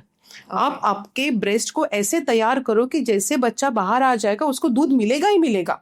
ऐसी माँ ही नहीं बनेगी जिसको दूध नहीं है और आपको बाहर का दूध जन्मते बराबर बच्चों को देना पड़ेगा। ये प्रॉब्लम आती है बहुत महिलाओं में, जो मैंने देखा है, they can't lactate immediately after just because of lack of medicine they are taking. They are just taking iron and calcium. Ayurveda में 9 महीने के लिए 9 अलग अलग प्रकार की दवाई दी गई है। अच्छा, बच्चे का ये डेवलपमेंट हो रहा है, सपोज अगर ये महीने में बच्चों का आइज डेवलप हो रही है तो उसके हिसाब से मेडिसिन जाती है। नवमास मतलब 9 महीने का अलग अलग मेडिसिन जाता है। ओके, हम लोग क्या कर रहे हैं, सिर्फ आयरन कैल्शियम खा रहे हैं और आगे जा रहे हैं। आयुर्वेद में तो आहार भी बताया गया है, प्रेग्नेंट लेडीज को पहले महीने में क्या खाना है, दूसरे तीसरे 9वें महीने तक, आफ्टर डिलीवरी तक भी क्या खाना है। स्पेसिफिकेशन ऑब्स्टेटिक्स बोलते हैं, मतलब प्रसूति, बच्चा होने के बाद की क्रिया। राइट। गायनेक और ऑब्स्टेटिक पे पूरी 2 अलग अलग सब्जेक्ट है, उसके ऊपर ग्रंथ है। अच्छा, हाँ, और अगर आप वो एग्जीक्यूट करोगे आपको कोई प्रॉब्लम नहीं होगा। आपको थायराइड है, आपके बच्चों को नहीं होगा, बट आप बीज संस्कार लो, फिर गर्भ संस्कार लो, फिर डिलीवरी करो। ओके, आप भाई अभी तो ट्रेंड सिर्फ चल रहा है गर्भ संस्कार ले लेती है माँ और हस्बैंड और खत्म, उनको लगता है अब सब ठीक हो गया। नहीं, आपका तब से शुरू होता है जब आप कंसीव करते हो, करेक्ट, है ना। तो आपका जो ओवम है या स्पर्म है वो कितना अच्छा है वो मैटर करता है कि आपका बच्चा कितना अच्छा होगा। उसके पहले आपने बीज संस्कार करना चाहिए। तो उसमें भी ये आयुर्वेदा में पूरा आपको नॉर्मल डिलीवरी होगी, आपको आपका बच्चा हेल्दी होगा, आपको जो प्रॉब्लम्स है, आपके मम्मी पापा में जो प्रॉब्लम्स है वो बच्चे में बिल्कुल नहीं आएंगे, या फिर अभी कितने सारे प्रॉब्लम्स जो अपने मम्मी पापा में नहीं है बट हम में आ रहे हैं। राइट। क्यों? अपनी लाइफस्टाइल खराब है। लेकिन अगर अपने जीन्स अच्छे होंगे तो हम में भी वो नहीं आएंगे। तो बस ये हम आगे वाली पीढ़ी को दे सकते हैं, है ना। हम लोग बहुत स्क्रीन के टाइम के ऊपर जा रहे हैं आजकल, बहुत स्क्रीन टाइम करते हैं, बहुत ज्यादा है। हम अपने सबसे ज्यादा ब्रेन सेल वहां पे खराब कर रहे हैं और हमें समझ में ही नहीं आ रहा, क्योंकि हर वक्त अच्छा कंटेंट नहीं देख रहे हैं ना। करेक्ट। और जो अच्छा कंटेंट देख रहा है वो अच्छा ही देखता है हमेशा, बट जो बुरा देखता है वो बहुत सारा बुरा कंटेंट फीड कर रहा है खुद के ऊपर। तो इसका जो नतीजा है ना वो उसके जीन्स पे आ रहा है, डायरेक्टली इनडायरेक्टली जो भी है। तो हमें कहाँ से स्टॉप करना है, जब से बच्चे प्यूबर्टी में आ रहे हैं। तो वहां से अगर हम लोगों ने केयर किया तो फिर गाय का दूध भी उसको सूट हो जाएगा और वो अपने आप सात्विक भोजन पे चला जाएगा। और भी ये जो है तामसिक भोजन, जिसको हम लोग आयुर्वेद में तामसिक भोजन बोलते हैं, उसको वो छोड़ देगा। अच्छा। एक बार अगर सोच के देखो, मरा हुआ खाना बेटर है कि दूध पीना अच्छा है, तो आप इसी को प्रिफर करोगे। तो प्लीज हैव मिल्क, अगर आपको अच्छा मिल्क मिल रहा है तो प्लीज हैव इट, अच्छा ही है। हर चीज, किसी को टमाटर की भी एलर्जी होती है, राइट, है ना। तो बहुत सारे लोग प्याज को अवॉइड करते हैं, लहसुन को अवॉइड करते हैं, क्योंकि उसमें काम उत्तेजक शक्ति होती है और एक एज के बाद वो शक्ति की जरूरत ही नहीं होती। या फिर जो भगवान से ज्यादा पूजा करते हैं वो चीजों से दूर जाना चाहते हैं, राइट। फिर उन लोगों ने अवॉइड करना चाहिए, क्योंकि वो अपने शुक्र को बहुत मजबूत करता है। अच्छा, विद अनियन, लहसुन, है ना, गार्लिक भी बहुत अच्छा है। वो लोग छोड़ते क्यों है, that is one of the reason. उनके लिए वो मतलब तामसिक आहार हो गया, है ना। तो वो उसके तामसिक आहार है, क्योंकि वो कामोत्तेजक शक्ति बढ़ाता है। और ऐसा तो नहीं है, इसके ऐसे बोलने के बाद 1 किलो प्याज लाके खाते बैठो, ऐसा बिल्कुल मेरा कहना नहीं है। इट इज जस्ट, मैं बता रही हूँ उसका फायदा क्या होता है ना। तो वो ऐसा काम करता है। Is also bad. या एक्चुअली अगर मैं बोल दूं ना, लहसुन अगर हृदय के लिए बहुत अच्छा है, 3-3 4-4 कलियां लोग ना पेस्ट करके खा लेंगे। राइट। तो लहसुन खाने की भी एक अच्छी टेक्निक होती है, अगर हम उसको फॉलो करें ना तो आपके हार्ट के लिए बहुत अच्छा है। लहसुन अच्छा है, इसलिए लोग मतलब आधा किलो लहसुन एक हफ्ते में खत्म करते हैं। ऐसा नहीं करना है, तो क्या होगा, एक्सेस इनटेक हो गया तो फिर आपको साइड इफेक्ट आए। सो आयुर्वेदा में भी आपको पोषण टाइम बताते हैं, बहुत इम्पोर्टेंट है, बहुत इम्पोर्टेंट है। अनुपान किसके साथ खा रहे हो, कॉम्बिनेशन ऑल्सो। कॉम्बिनेशन तो मतलब क्लासिकल, जैसे अगर मैंने अभी हम लोग लहसुन की बात करें, उसके ऊपर बत्ता लेने का, हिंदी में पता नहीं क्या बोलते हैं, मराठी में तो बत्ता बोलते हैं उसको। कली के ऊपर बस एक देना है आपको, एक बार मारना है ऐसे समझ लो, और फिर वो कली को निगल लेना है। अच्छा। उसका मात्रा और अनुपान बहुत ज्यादा इंपॉर्टेंट है, तो उसका बहुत अच्छा रिजल्ट आएगा। आजकल की माएँ घर पे 1-1 किलो 2-2 किलो काजू बादाम सब ड्राई फ्रूट्स लाके रखती है। मम्मी पापा कभी नहीं खाते, बच्चों के लिए लाते, है ना। मम्मी पापा को जब खाना हो क्या करते, मतलब हम मम्मी पापा है ना, अभी एक बार ले लेंगे फ्रिज का, एक दिन में खा लेंगे, 8 दिन उसको ध्यान भी नहीं देंगे। Again that is not good. काजू हीटेड है, तासीर उसकी गर्म है, बट 2-4 खा सकते हैं। ओके। आप 40 एक साथ खाओगे तो वो आपको साइड इफेक्ट करेगा। Same for everything which is available in the world. जीरा इतना ही छोका जाता है, बहुत अभी ये समर सीजन में बहुत अच्छा है, पानी में घोल के थोड़ा सा इतना सा ही डालना पड़ता है उसको भी पाउडर, तो पीना बहुत अच्छा है। छाछ के साथ उसको पी सकते हैं, तो that is very good for your stomach. लेकिन अगर हम लोग छोकते हैं तो इतना सा ही क्यों, सब्जी में इतना सा ही क्यों डाला जाता है, वो मात्रा है, राइट, है ना। टेस्ट नहीं बिगड़ेगी, लेकिन आपके शरीर को वो ज्यादा हो जाएगा, क्योंकि आप तेल में डाल रहे हो उसको। मतलब हर चीजें ऐसी कर रही हो जो आपके शरीर को जरूरी नहीं है, फिर भी हम लोग ले रहे खा रहे, क्योंकि आदत पड़ चुकी है। अभी छोक ऐसी लगाई जाएंगी। मैंने इतनी बार लास्ट एक पॉडकास्ट में बोला था घी को लेके, गरम घी में मत डालो। हे भगवान, मतलब लोगों को समझ में ही नहीं आ रहा है कि घी के फ्यूम्स नहीं निकालने हैं। पराठे तो ऐसे बनाएंगे, ठंडा घी खाना चाहिए, गरम करके नहीं। गरम तो अच्छा है ma'am, it's very good, but उसको डायरेक्ट हीट मत करो, है ना। उससे उसके जो गुणधर्म है वो खत्म हो जाता है। घी भी बहुत अच्छी चीज है, लेकिन कैसे खा रहे हो वो इम्पोर्टेंट है, राइट, है ना। तो वही एक बताने की कोशिश करती हूँ, आगे वालों को समझ में ही नहीं आता है कि क्या क्या करना चाहिए, तो इसमें कंफ्यूजन बढ़ता है। अगर कोई भी कंफ्यूजन हो तो प्लीज आप कमेंट्स बॉक्स में लिख दो कि करना क्या है, रादर दैन कि सोचो मत। करेक्ट। वो मैं सोचूंगी और आपको बता दूंगी, हर मैसेज का रिप्लाई करूंगी, दैट इज माय प्रॉमिस। लेकिन सबसे इंपॉर्टेंट चीज है कि कैसे खाना है, कब खाना है, किसके साथ खाना है, इसको ध्यान में रखना है। अभी आइसक्रीम के साथ कोल्ड ड्रिंक, ये फैशन आ गया है ना। तो गुलाब जामुन के साथ आइसक्रीम, ये भी फैशन आ गया है ना। सब कॉन्ट्राइंडिकेटेड चीजें हम लोग एक साथ खा रहे हैं। आइसक्रीम ठंडा रहता है बट एक्चुअली वो गर्म है। अच्छा, हाँ, तो हमें क्या खाना है, किसके साथ खाना है, वो बहुत मैटर करता है। शहद और घी का कॉम्बिनेशन सम मात्रा में आयुर्वेद में नहीं बोला है, विषम मात्रा में खा सकते हैं, मतलब अलग अलग मात्रा में खा सकते हैं, and that is very good also. तो क्या खाना है, किसके साथ खाना है, विरुद्धान्न नहीं होना चाहिए। आपकी बॉडी बहुत ज्यादा पित्त वाली है और आप पित्त वाले आहार सेवन करोगे तो पित्त बढ़ेगा, तो आपको पित्त के अगेंस्ट आहार लेना है, ये ध्यान में रखें। सो बेसिकली कहने का ये मतलब है हमें क्या खाना चाहिए, कब खाना चाहिए, ये सब पहले एक आयुर्वेदिक डॉक्टर के पास अपनी नाड़ी का चेकअप करा के हाँ, आप कौन सी कॉम्बिनेशन की आपकी बॉडी है वो देखकर अपना आहार का सेवन करना चाहिए। हाँ मैम, सब आप ही को पता है। हल्दी बहुत गर्म है, आपको पता है, कितनी खानी है पता है ना, वो भी इतनी सी डाली जाती है कि वो बहुत ज्यादा गर्म है ना, तो आपको सब पता है। आपकी नाड़ी अगर पता रहेगी ना तो आप उसको कोरिलेट कर सकते हो हर चीज के साथ। डॉक्टर हर चीज लिख के नहीं देगा, अगर वो इतना देगा ना तो आप पागल हो जाओगे, करेक्ट है ना। यू रियलाइज बट यहाँ समझ लो आपकी नाड़ी आपकी नाड़ी कौन सी, ये समझना ज्यादा इंपॉर्टेंट है। फिर उसके अकॉर्डिंग हम डिसीज को दूर भगा सकते हैं, दैट इज मोस्ट इम्पोर्टेंट। अब थोड़े डिजीजेस के ऊपर चलते हैं, हम लोग बहुत ही जा रहे हैं जा रहे हैं एंड जो हमारा मेन फोकस था, I wanted to talk on जो महिलाओं की प्रॉब्लम्स होती हैं, because we go through so much हमारी लाइफ में। हम बच्चे भी डिलीवर करते हैं, एक लाइफ को अपने अंदर से निकालते हैं, तो बहुत सारे चेंजेस होते हैं हमारी बॉडी में। तो फटाफट से पहले स्टार्ट करते हैं। Let me first bring this topic of menstruation, जो कि बहुत लड़कियों में प्रॉब्लम रहती है। पीरियड्स इरेगुलर होते हैं, उनकी बहुत पेनफुल पीरियड्स होते हैं।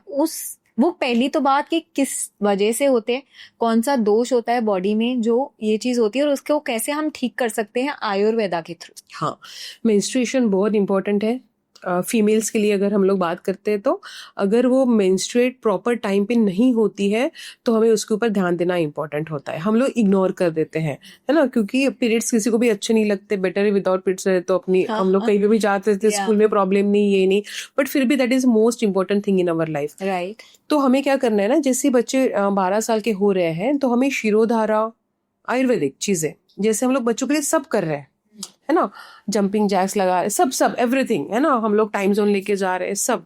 तो ये सब अभी समर से शुरू हो गया ना, आप बच्चों को शिरोधारा शुरू कर दो। अच्छा। उनके हार्मोन सेटल हो जाएंगे। सब हार्मोन्स को टेक केयर करने वाला होता है कफ। अच्छा, अगर आपका कफ अच्छा है तो आपको पीसीओडी नहीं होगा, अगर कफ विकृत हो गया तो आपको पीसीओडी होगा, है ना। आपके पीरियड्स में इरेगुलर होगा।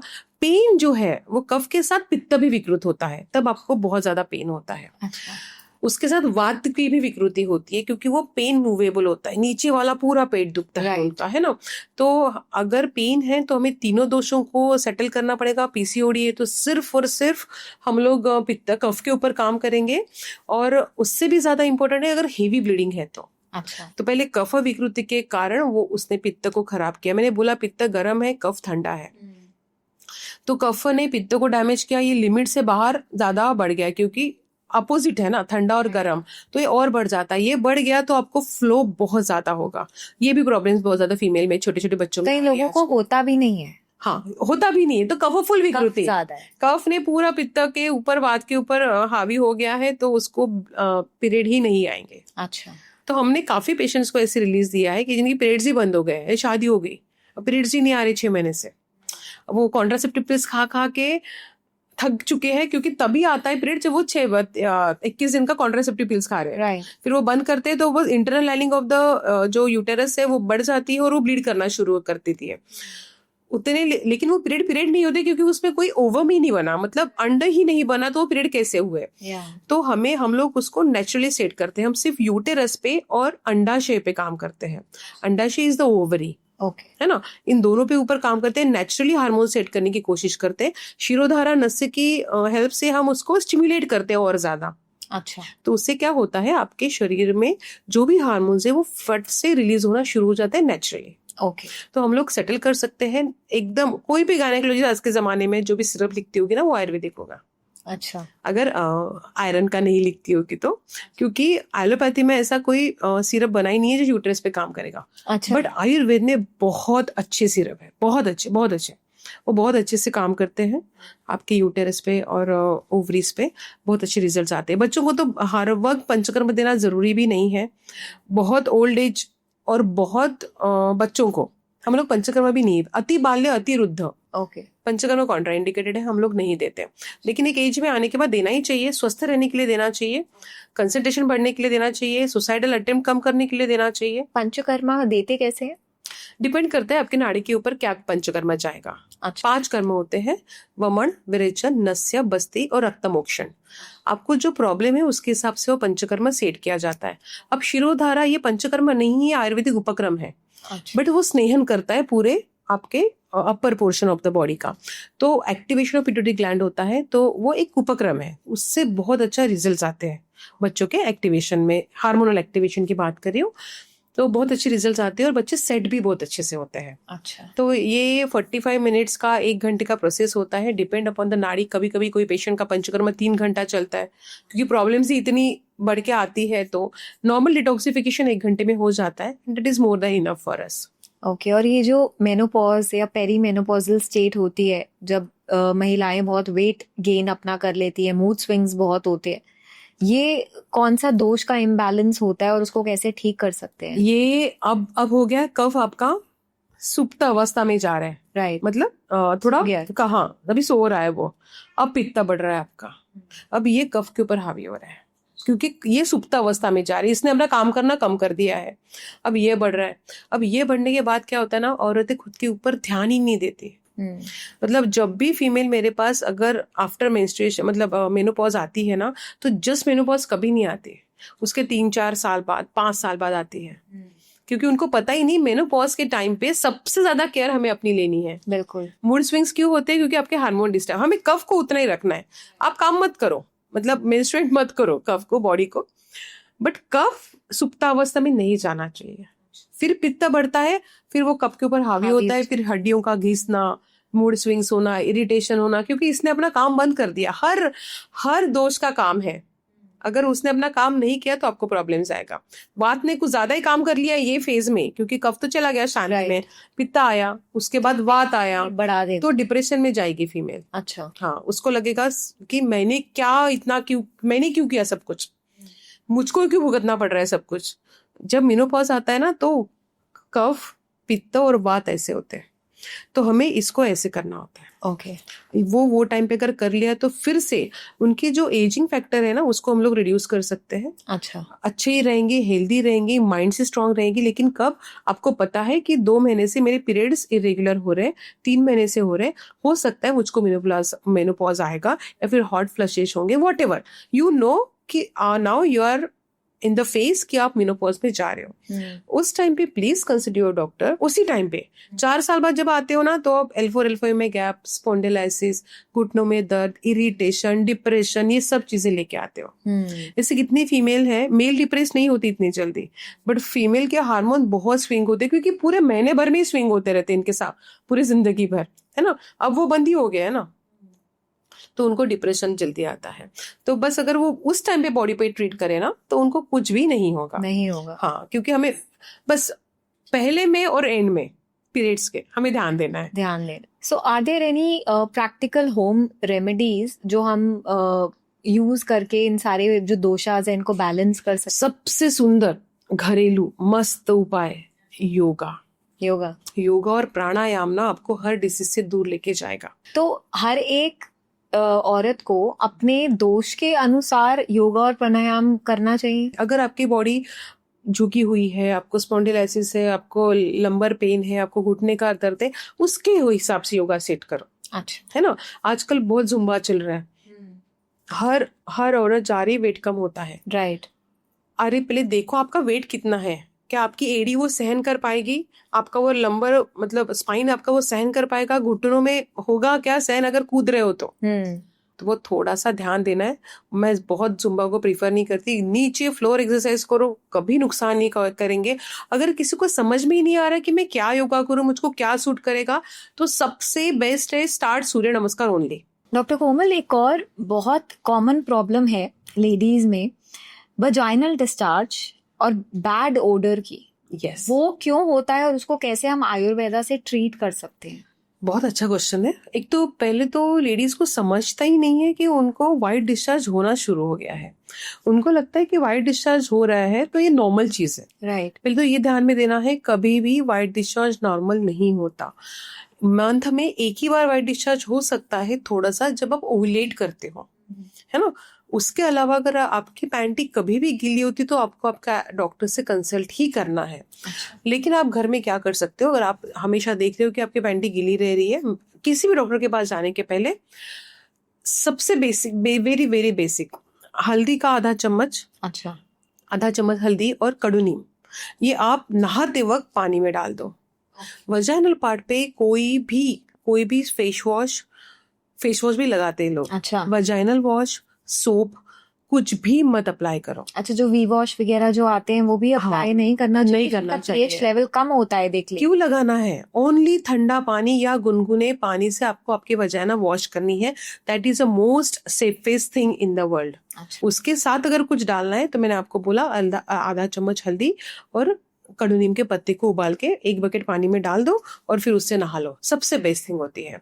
लेकिन उससे भी अगर आपकी ईचिंग हो रही है वहां पे या फिर आपको वाइट डिस्चार्ज हो रहा है तो सिंपल गाय का घी या कोकोनट ऑयल, दैट्स इट। हाँ, अप्लाई करो रात को, है ना। धीरे धीरे उसका जो ड्राइनेस है वो कम होगा और उसका जो सिक्रीशंस है वो कम होने लगेंगे। अच्छा, अगर इंटरनली आप कुछ लेना चाहते हो तो एंटीबैक्टीरियल कुछ चीजें मिलती है, लेकिन आयुर्वेद वाली, है ना। तो मैं कंपनी का स्पेसिफिकली नाम नहीं लूंगी, लेकिन नीम की टैबलेट्स मिलती है, दैट इज अगेन सेफ। आप ले सकते हो। करक्यूमिन तो आज के जमाने में द बेस्ट मेडिसिन है फॉर योर स्किन एलर्जी और इन्फेक्शन, है ना। ये दोनों भी टैबलेट वो सेफली ले सकती है, 1 महीने तक लेना है। अगर बंद हो गया तो जरूरत ही नहीं कहीं पे जाने की, बट घर में पहले ये ट्राई करो। Rather take in direct anti fungal, है ना। केमिकल्स खाने से अच्छा कि पहले ये ट्राई करो, इससे हो ही जाता है। 90% ऑफ द केसेस सॉल्व होते हैं, 10% आते हैं वापस, क्योंकि उसका कोई और रीजन हो सकता है जिसके कारण वो हो रहा है। तो हम वो रूल आउट कर लेंगे और फिर उसको ट्रीट कर लेंगे। बट ये चीजें मेन है वाइट डिस्चार्ज के लिए। और एक इम्पॉर्टेंट चीज मैं बताना भूल गई कि अगर आप आपके पैंटी वॉश कर रहे हो, साबन लगाना जो है ना, इनका कोई भी, I am not talking about any, बल्लीरीन है, टाइड है, जो भी है जिससे कपड़े धोते हैं, वहां पे नहीं यूज करना है। अच्छा, हाँ, तो आपकी पैंटी भी आपको गर्म पानी से ही धोनी है। जस्ट उसके लिए भी जस्ट वाटर। अगर आपको धोना ही है सर्फ में, अगर ज्यादा ही खराब है या फिर उसका स्टिंग बहुत स्मेल कर रही है, तो आप उसको धोने के बाद उसको डेटॉल में डालना नहीं है कभी। अच्छा, कोई भी एंटीसेप्टिक लोशन में उसको डालना नहीं है। आप साबन से धो लो, फिर उसको 4 से 5 पानी से निकालो, फिर उसको सुखाओ, है ना। तो वो भी वन ऑफ द रीजन है जिसके कारण आपको वाइट डिस्चार्ज हो सकता है। है ना। उतनी ही ज्यादा नहाना भी इम्पोर्टेंट है, साफ सुथरे रहना भी इम्पोर्टेंट। ठंडी है तो 2-3 दिन तो गए नहाने के, एटलीस्ट इनर तो चेंज कर लो। ट्रेन में हो, कोई सफर में हो तो नहीं नहा सकते हो, चेंज योर इनर्स। तो अनहाइजीनिक कंडीशंस के कारण भी होता है। उसके अलावा अगर आप कभी पब्लिक टॉयलेट यूज कर रहे हो तो हमने ये सीखा है, टॉयलेट करने के बाद पानी डालो। हमें क्या करना है? टॉयलेट करने के पहले पानी डालना है। अच्छा, है ना। तो टॉयलेट करने के पानी डालो पहले, फिर यूज योर टॉयलेट, उसके बाद फिर से आप फ्लश आउट कर लो, तो थोड़ी इन्फेक्शन के चांसेस कम हो जाते हैं। नहीं तो मोस्ट ऑफ द रीजन है कि आपको इन्फेक्शन होगा, यही 3-4 रीजंस के कारण। All right, and another question that everybody, irrespective of male and female, हर कोई ये फेस कर रहा है आजकल, क्योंकि स्ट्रेस इतना है, लाइफस्टाइल इतना चेंज हो गया है कि लोगों की ना सेक्स ड्राइव बहुत लो हो गई है। हाँ, व्हाट इज द रीजन? कौन सा दोष हमारा इम्बैलेंस हो जाता है जो लोगों की सेक्स ड्राइव एक तो कम हो गई है, that desire, that passion, that has gone completely? Why this happens? सबसे पहला तो वात दोष है ना। डैमेज तो कफ कर रहा है, लेकिन डिजायर कम हो रही है, कफ आपका विकृत हो रहा है क्योंकि आपका वात बढ़ गया है ना।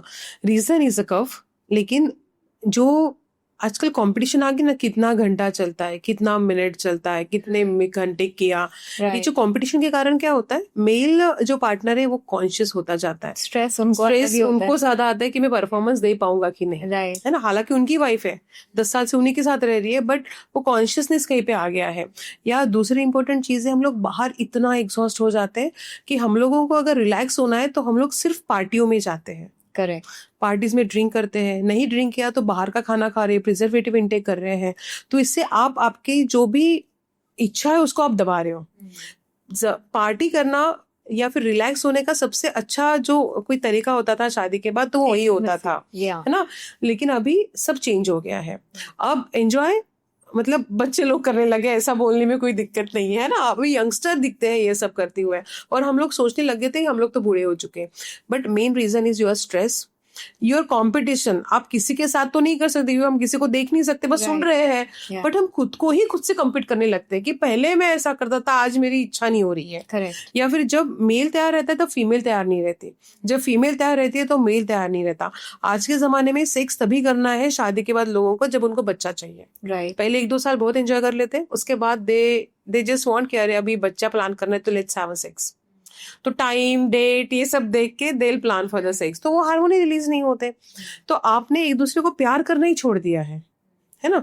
सिर्फ चीजें लाना मतलब प्यार नहीं होता। करेक्ट। तो वो करने के लिए सबसे पहले तो प्यार करो। मैं सबसे बोलूंगी कि हस्बैंड वाइफ प्यार करने के लिए सिर्फ खाना बनाने के लिए, ऐसा नहीं कि वाइफ हस्बैंड भी बहुत सारे खाना बनाते हैं आज के जमाने में, सिर्फ काम करने के लिए नहीं है। You have a relation, please share it, not only on the bed but दिन भर में भी शेयर करो, बहुत अच्छा लगेगा। करेक्ट। या तो ये कफ आपने बोला कि हमें उसको दबाना नहीं चाहिए, तो वो उसको कैसे हम बढ़ा के रखें? उसके लिए मैंने बोला कि आप प्यार करो एक दूसरे के साथ। कुछ हाँ, खाने के लिए मैं बता देती हूँ आपको कि लहसुन, ये सिंपल चीजें हैं, है ना, आप खाने में इसका इस्तेमाल करो। शिलाजीत बोलने के बाद सब लोग ऐसे गुदगुदी स्माइल देते हैं, राइट। लेकिन उसका और उसका बहुत बड़ा कलेक्शन नहीं है। बल्य दवा है, बल्य मतलब जिसको अपने को स्ट्रांग देगी, है ना, तो बल्य दवा है अश्वगंधा, है ना, वो भी बहुत बल्य है। तो अश्वगंधा, शतावरी इज फॉर द फीमेल ने शतावरी का दूध के साथ सेवन करना चाहिए, बहुत अच्छा। एनी टाइम कोई कनेक्शन नहीं, ठंडा गरम। बिकॉज मुझे लगता है कि शिलाजीत का कोई एक टाइम होता है, आप गर्मी में नहीं ले सकते या ठंड में, ऐसा कुछ है? नहीं, सेम। देखो हर चीज का तासीर है, ओके, है ना, हमें सिर्फ इतना ध्यान में रखना है कि वो मात्रा में जाए, है ना।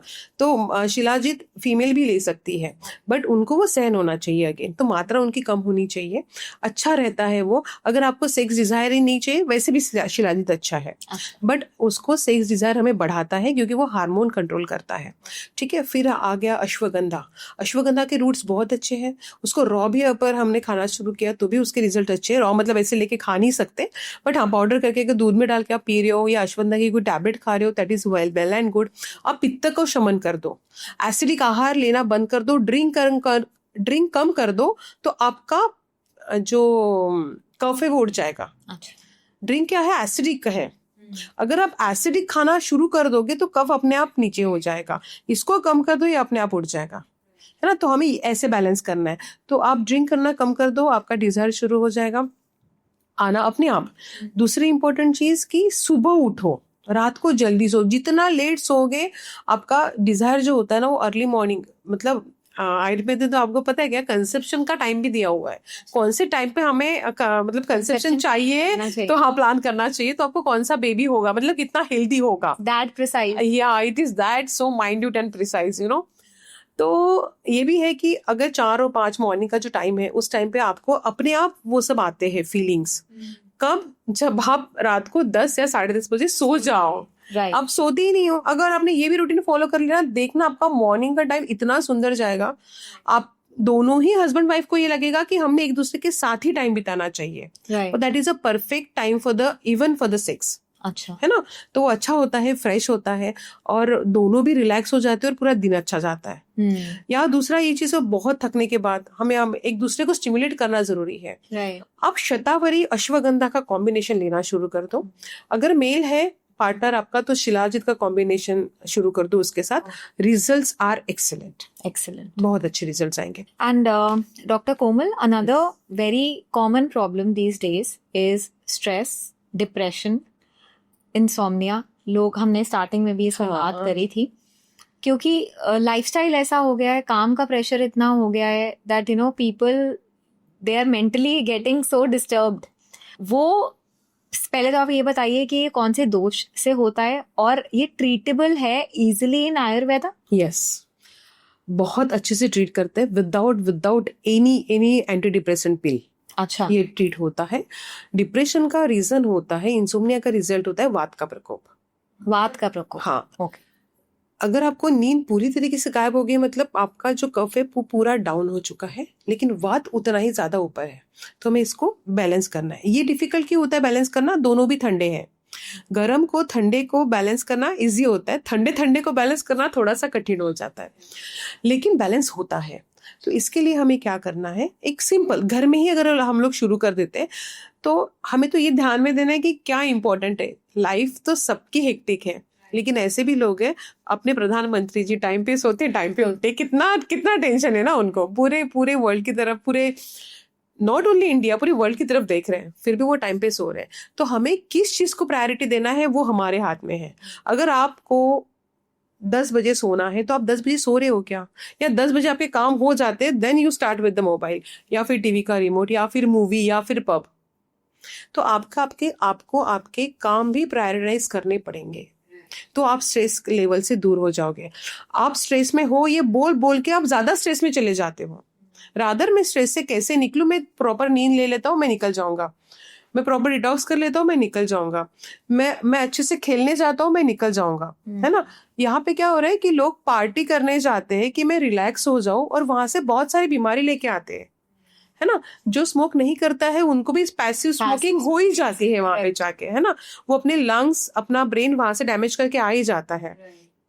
तो ये सब चीजों से बाहर निकालने के लिए हमारा भी एक क्लब है मैम, मतलब अभी बात किया तो हमने ये क्लब इसीलिए लॉन्च किया था कि जब किसी को भी, आपको सैटरडे संडे रिलैक्स होना है ना, आपको टेंशन फ्री होना है ना, तो कम टू द थिंग कि जहाँ पे आप टेंशन फ्री हो सके। आओ, आपको पानी में मस्ती करनी है ना, come for the water therapy. अच्छा, पानी में भी हो, आपकी बॉडी भी ट्रीट हो रही है, आप रिलैक्स भी हो रहे हो, और जब हमारे यहाँ से वापस जाओगे, अब वहाँ पे पैसिव स्मोकिंग तो नहीं रहेगी, बट जो भी एनवायरमेंटल मेडिसिनल प्लांट्स लगाए हैं उनका इनहेल से आप आपके चेस्ट, आपके लंग्स को और स्ट्रॉन्ग बनाओगे। अब वात प्रकोपी तो हमने वात पित्त कफ का गार्डन बनाया हुआ है। अच्छा, तो उसमें क्या है कि आप कफज हो ना, तो मैं आपको कफग्न मतलब जो कफ को मारता है ऐसी चीजों में आपको रखूंगी, मतलब एनवायरमेंट में। ओके, तो आप बस 10 मिनट वहां पे इनहेल एक्सेल करना है and you will be through. इतना कर ला तो भी आप रिलैक्स हो जाते हो। हर चीज के लिए बहुत सारी चीजें करने की जरूरत नहीं पड़ती। आपके नाड़ी के हिसाब से 2-4 प्लांट घर पे लगा लो। अच्छा, ये रूम है, ये गैलरी है, बस वहां पे बैठ जाओ 10 मिनट, आप इनहेल एक्सेल करो, आपका स्ट्रेस निकल जाएगा। लेकिन अगेन वो प्लांट के नेम, नाड़ी, वो भी मैटर नाड़ी के करती है। हिसाब से हाँ, प्लांट लगाओ। जैसे हमने तो 3 ही प्लांट ये किए हैं, वात पित्त कफ 3 गार्डन किए हैं। तो उसको हमने ऐसे अरेंज किया है कि कफ पित्तज वाला होगा तो यहाँ पे बैठेगा, वात पित्तज वाला होगा तो यहाँ पे बैठेगा, पित्त कफज वाला होगा तो यहाँ पे बैठेगा। तो हमने ऐसे किए क्योंकि हमें उसका नॉलेज था। राइट, लेकिन घर में अगर 4 लोग हैं तो 4 लोगों के प्रकार के हम लोग प्लांट्स लगा सकते हैं, और वो घर में ही इनहेल एक्सेल कर सकते हैं। Yoga pranayama again one of the most important thing. आप केमिकल का सेवन कम कर दो, chemical in the form of anything. मतलब आप बाहर जाके खाना खा रहे हो तो भी आप कम कर दो। बट आजकल तो ऑर्गेनिक नाम का कुछ रह ही नहीं गया ना। Whatever you are getting in the packets also this claim that it is organic, but लेकिन इट्स नॉट, होता नहीं है। तो इसलिए हम लोग कुछ नहीं कर पाते। तो बस ये ऐसा एक करने का दिन कि मैं 7 दिन नेचर के साथ रहूं, ओके, जितना अच्छा होता है वो इनहेल कर लो, एक्सेल कर लो, और मैं घर पे वापस आ जाऊं। खुद को मतलब टाइमली डिटॉक्स डिटॉक्स करो, that is one of the thing. But खुद को तो टाइम दो मैम, हम खुद को तो टाइम नहीं देते। रिसेंटली एक पेशेंट मेरे पास आई, 2 दिन पहले का कंसल्टेशन, शायद कल का ही है। उनकी सिस्टर कंप्लेंट करी, ये रात को ना बहुत फोन देखती है, ये रात हो गया कि फोन पे बैठ जाती है। एंड शी सेड व्हाट, मतलब बहुत अच्छी है बाय सब कुछ मैम, तभी तो मी टाइम मिलता है। तो people should understand what is me time. Me time मतलब फोन देखना नहीं होता। मी टाइम मतलब खुद के साथ बात करना होता है, खुद को टाइम देना होता है, फोन को नहीं। मैं फोन देख रही हूँ मतलब मेरी इच्छा, फोन कब देखना है, मैं आपका वेट कर रही हूँ, कोई नहीं आया है और मैं अकेली बैठी हूँ, तो that time is I can scroll my phone. लेकिन जब आप मेरे साथ हो तो मैं फोन को क्यों लेके बैठूं, करेक्ट है ना। जब मेरे साथ मेरी फैमिली है तो मैं फोन को क्यों टच करूं, वो मी टाइम नहीं होता। तो पीपल शुड अंडरस्टैंड कि उनके लिए अच्छा क्या है। वो पब में जा रहे हैं रिलैक्स के लिए, ओके जाओ, नो प्रॉब्लम। आप ड्रिंक करते हो, मैं हर एक की आदतें नहीं सुधार सकती। उनको अगर समझ में आए तो बात अलग है, बट मैं हर एक की आदतें नहीं सुधार सकती। बट आपको तो आदत है ना कि आप पब जा रहे हो, आप वहां से बीमारी लेके आ रहे हो, एटलीस्ट 3 मंथ्स में एक बार चले जाओ आयुर्वेदिक डॉक्टर के पास, डिटॉक्स योरसेल्फ, आपकी तबीयत ठीक कर लो। अब उसके ऊपर और फिर से पब जाते हो, राइट, जमा हुआ है और जमाते हो, तो स्ट्रेस लेवल क्यों नहीं आएगा? आपका गट सबसे मेन कारण होता है आपके स्ट्रेस का। पेट साफ होना चाहिए। अगर आपका अगर कोई कंपटीशन है अभी, है ना, सपोज एक डिबेट कंपटीशन है हमारा, है ना, सपोज, तो क्या होगा, पेट में गुड़गुड़ होना शुरू हो जाता है। कितने है ना बटरफ्लाई होते हैं, फिर ऐसा लगता है वॉशरूम चले जाए क्या, 5 मिनट में आए क्या। ये सब चीजें क्यों होता है? इसका कनेक्शन डायरेक्ट आपके ब्रेन से है ना। अगर आज मेरी गट हेल्थ अगर खराब होती तो शायद मैं इतना बात नहीं कर पाती। वो कहते हैं ना सारी बीमारियों का जड़ आपका पेट है। तो हम अगर पेट साफ रखें, इसलिए डिटॉक्सिफिकेशन बहुत इंपॉर्टेंट होता है when it comes to stress. Okay, yes, right. So another problem that these days people are facing, in fact जो यंग लोग हैं वो भी ये फेस कर रहे हैं, जोड़ों में दर्द, आर्थराइटिस की प्रॉब्लम, बोन्स से रिलेटेड प्रॉब्लम्स बहुत है, ज्यादा देर लंबा आप खड़े नहीं हो सकते हैं, बैक में दर्द होनी शुरू हो जाती है। तो उसका क्या इलाज है आयुर्वेदा में? एंड अगर आप घर की रेमेडीज कुछ ऐसी दे दो विच दे कैन यूज ताकि उनकी बोन हेल्थ अच्छी रहे। बोन हेल्थ अगर हमें अच्छी रखना है तो सबसे इम्पोर्टेंट है बॉडी स्ट्रेचिंग। मसल्स का जो मसल्स में जो मूवमेंट करोगे तो ब्लड सर्कुलेशन अच्छा होगा और बोन में मिलेगा। दूसरा इंपॉर्टेंट चीज़ है आपका अच्छा खाना, है ना। हम खाते ही नहीं है, हम जब भूख लगती है तब नहीं खाते हैं, हम खाने का टाइम हुआ इसलिए खाते हैं। राइट तो हमें भूख लगनी चाहिए, इसके लिए हमें पहले ध्यान देना है।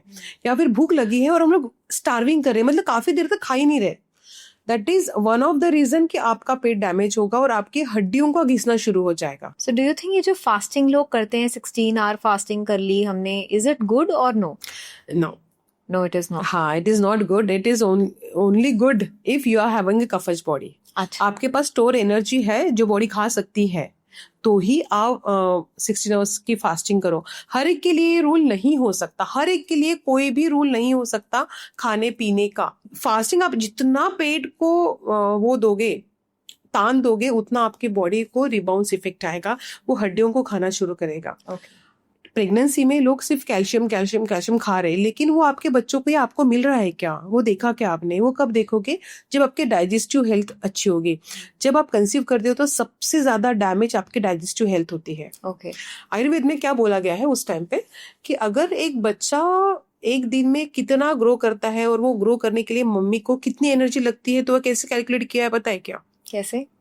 एक आदमी को एक पूरा पहाड़ चढ़ने के लिए जितनी एनर्जी लगेगी, जितने कैलोरीज लगेंगे, जितनी एनर्जी लगेगी, उतनी मम्मी को एक दिन में उसका बच्चा पेट में तैयार करने को लगता है। 9 महीने में सोचो उसको कितनी एनर्जी लगती होगी। तो उतनी कैलोरीज का खाना कोई सब कैलोरीज, फैट्स, एवरीथिंग। हाँ, तो खा सकता है ना, तो इतना तो खाना नहीं खाएगा, बट आप जो खा रहे हो वो न्यूट्रिशियस खाना है। राइट। तो हम लोग वो न्यूट्रिशन छोड़ दिए और बाकी सब खा रहे कचरा। तो हमें घर में क्या करना है, सुबह शाम 2 ग्लास दूध पीना है। दूध का टाइमिंग मोस्टली शाम को रखो, 4 से 5 6 बजे तक, उसके बाद मत लो, नहीं तो कॉन्स्टिपेशन के चांसेस होते हैं, किसी को नहीं होते। तो रात को दूध भी ठंडा होता है और वात भी ठंडा होता है, तो इट्स ऑलवेज बेटर 4 से 5 के बीच में आप दूध पी सकते हो, जो टाइम पे आप चाय पीते हो। मॉर्निंग में उठने के बाद पी सकते हो। Both things are most important. हल्दी डाल के पियो, इतनी सी डालनी है। लोग तो बोलते हैं रात को हल्दी डाल के गर्म दूध पीकर सोना चाहिए, विच इज गुड। हाँ, तो अभी देखो, again this is a very good thing अगर आप कफ से पीड़ित हो। अच्छा, है ना। नाड़ी के ऊपर आपका अनुपान चेंज हो गया, काल चेंज हो गया, मतलब कौन से टाइम पे लेना ये चेंज होगा, किसके साथ लेना ये चेंज हो गया। आपको सादा दूध पीना है। अगर आपको हल्दी का दूध पीना है तो आपको कफ विकृति चाहिए, तब आप इवनिंग को पी सकते हो, मतलब रात को पी सकते हो, है ना। अगर आपको कफ विकृति है या इम्यूनिटी बढ़ाना है, अगेन रीजन डज इम्पोर्टेंट। हम लोग अभी हड्डियों के लिए बात कर रहे हैं, है ना। तो हड्डियों के लिए आपको 4 से 6 का टाइम इज द बेस्ट। रात को पी सकते हो तो कोई प्रॉब्लम नहीं, लेकिन आपको कॉन्स्टिपेशन हो रहा है तो 4 to 6 time is the best time. सुबह पियो, आफ्टर ब्रेकफास्ट ज्यादा बेटर है। उससे भी सबसे इम्पोर्टेंट चीज है हटज जोड़ आता है। हटज जोड़ नाम का एक प्लांट है। अच्छा, उसको खाना कच्चा खाना होता है, but it is not possible. कड़वा होता है? नहीं, तुरट होता है, मतलब तिक्त रसात्मक बोलेंगे, तुरट होता है। उसको कन्वर्ट कर लेना सब लोग हिंदी में। नहीं समझ में आया, मैं भी देखूंगी। हाँ, तो लेकिन टेस्ट उसका कड़वा भी नहीं रहता, वो भी नहीं रहता, अजीब सा टेस्ट होता है। इतना भी अगर रोज खाना शुरू करते हैं ना, हाथ जोड़ घर पे चबा के खाना होता है, पर उसको मतलब निगल लो। चबा चबा के उसमें बहुत सारे रेशे होते हैं, जैसे अपने कार्टिलेज होते हैं वैसे टाइप के उसके रेशे होते हैं वो प्लांट्स में, बनाई वैसे उसको हड्ड जोड़ी बोला गया है क्योंकि हड्डियों को जोड़ता है वो। Okay, is very good for your bone. एक कैल्शियम इंटेक शुरू रखो, आयुर्वेदिक शुरू रखो, मैं ये बोलूंगी केमिकल्स लेने से बेटर है 1 महीना लो, 2-3 महीना वेट करो, फिर से 1 महीना लो, क्योंकि फिर एक्सेस कैल्शियम भी आपके बॉडी के लिए अच्छा नहीं होता है ना। और सबसे सबसे सबसे ज्यादा इम्पोर्टेंट है कि आप सुबह की धूप लो। या हम लोग अब जाते हैं तो 12 बजे के धूप में जाते हैं, अदरवाइज वी डोंट गो। तो हमें ना धूप लेना बहुत ज्यादा इंपॉर्टेंट है। विटामिन D3 मिलना शुरू हो जाता है और that is excellent for our bone. उसके साथ ही चिया सीड भी बहुत इंपॉर्टेंट है, वो भी अच्छी है अपने बोन के लिए, उसको स्ट्रांग भी बनाती है और फैट भी कम कराती है। वो पेट भरा भरा रहता है तो जो एकदम मोटे लोग हैं और उनकी हड्डियों में प्रॉब्लम है, उन्होंने एक स्पून चिया सीड डाल के उसका यूज करना चाहिए सुबह, वो भी अच्छा है। तो ऐसा आप कर सकते हो तो आपकी हड्डियां अच्छे से मजबूत रहेगी। लेकिन हाँ please sunrise low early morning के से 6, 5:30, 6 बजे के, वो बहुत अच्छा है। Okay. So my another question to you is, we are towards the end of our podcast Yes. only. तो मैं ये जानना चाहती हूँ कि ये जो वात पित्त और कफ की हम जो बात कर रहे हैं, तो ऐसे कौन कौन सी चीजें हैं जो हमारे वात को शांत कर सके? एनी घर की चीजें, मतलब I don't have to go to a Ayurveda centre या फॉर दैट। और कफ के लिए भी बता दीजिए और पित्त के लिए भी। वात पित्त कफ को शांत करने के लिए ना घर पे ही सबसे अच्छी चीज होती है। पहली बात तो जब वे विकृत अवस्था में जाते हैं तब हमें डॉक्टर के पास जाना होता है, तभी पेशेंट्स मेरे पास आते हैं। अच्छा, तो जब बढ़ गया है, मुझको पता है कि आज मुझको गैसेस बहुत ज्यादा हो गए हैं, है ना, तो गैस हो रहा है मतलब वात बढ़ गया है, तो मैंने अजवाइन का पानी ले लेना चाहिए रात को सोने के पहले या सुबह उठते बराबर। ओके, है ना, आधा चम्मच अजवाइन डालना है और एक ग्लास पानी में आधा चम्मच डाल दो, उसको भिगो के रखो, फिर पानी पियो। कम से कम 1 घंटा भिगोना चाहिए या 2 घंटे भिगो तो भी चलता है, मिनिमम 1 आवर। उबालना नहीं है, गर्म नहीं? नहीं, भिगाना है बस, है ना। वात को शांत करना है ना, आपको पित्त को शांत करना है, तो वही चीज आप जीरा के साथ करोगे। अच्छा, आधा चम्मच जीरा आपको पानी में डालना, लेकिन वो दोपहर के टाइम पे पीना है आपको।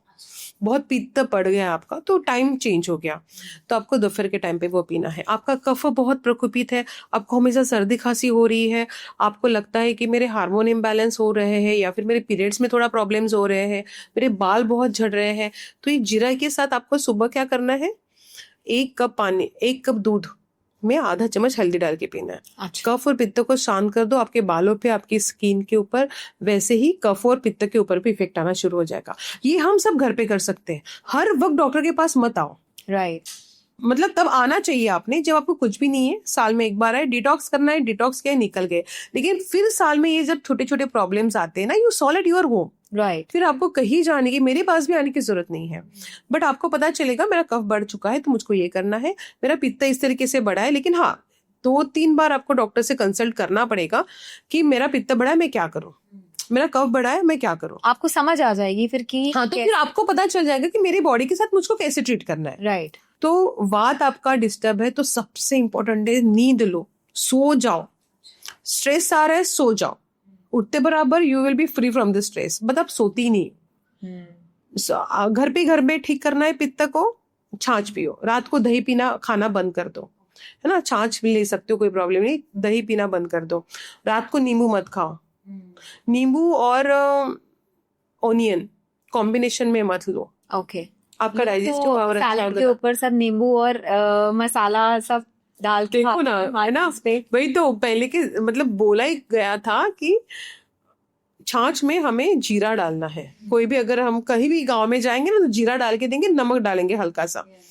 लेकिन आजकल नमक, आप फ्रेंच फ्राइज बुलाओ, आप कुछ भी कॉर्न्स बुलाओ, कितना ज्यादा नमक डाल के देते हैं और हम लोग वो खाते भी है।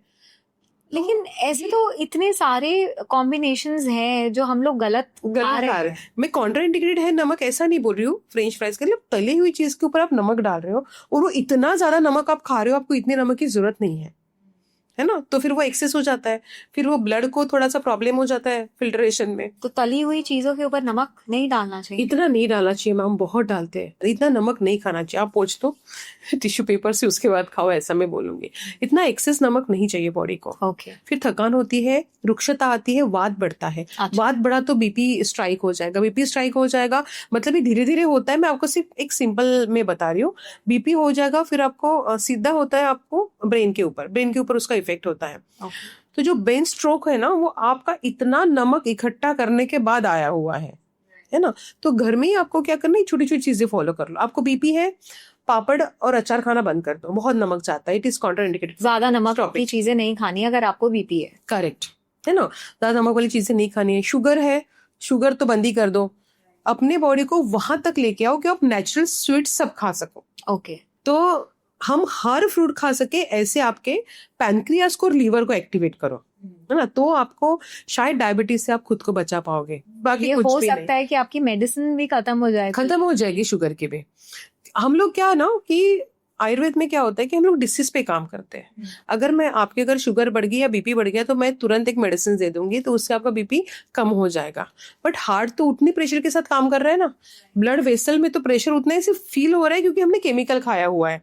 उसका इफेक्ट 24 आवर्स के लिए रहता है। राइट। ऐसा कभी नहीं होता जिसकी बाईपास हुआ है या प्लास्टिक हुआ है हार्ट का, उसको कभी फिर से अटैक नहीं आता। ऐसा होता है क्या?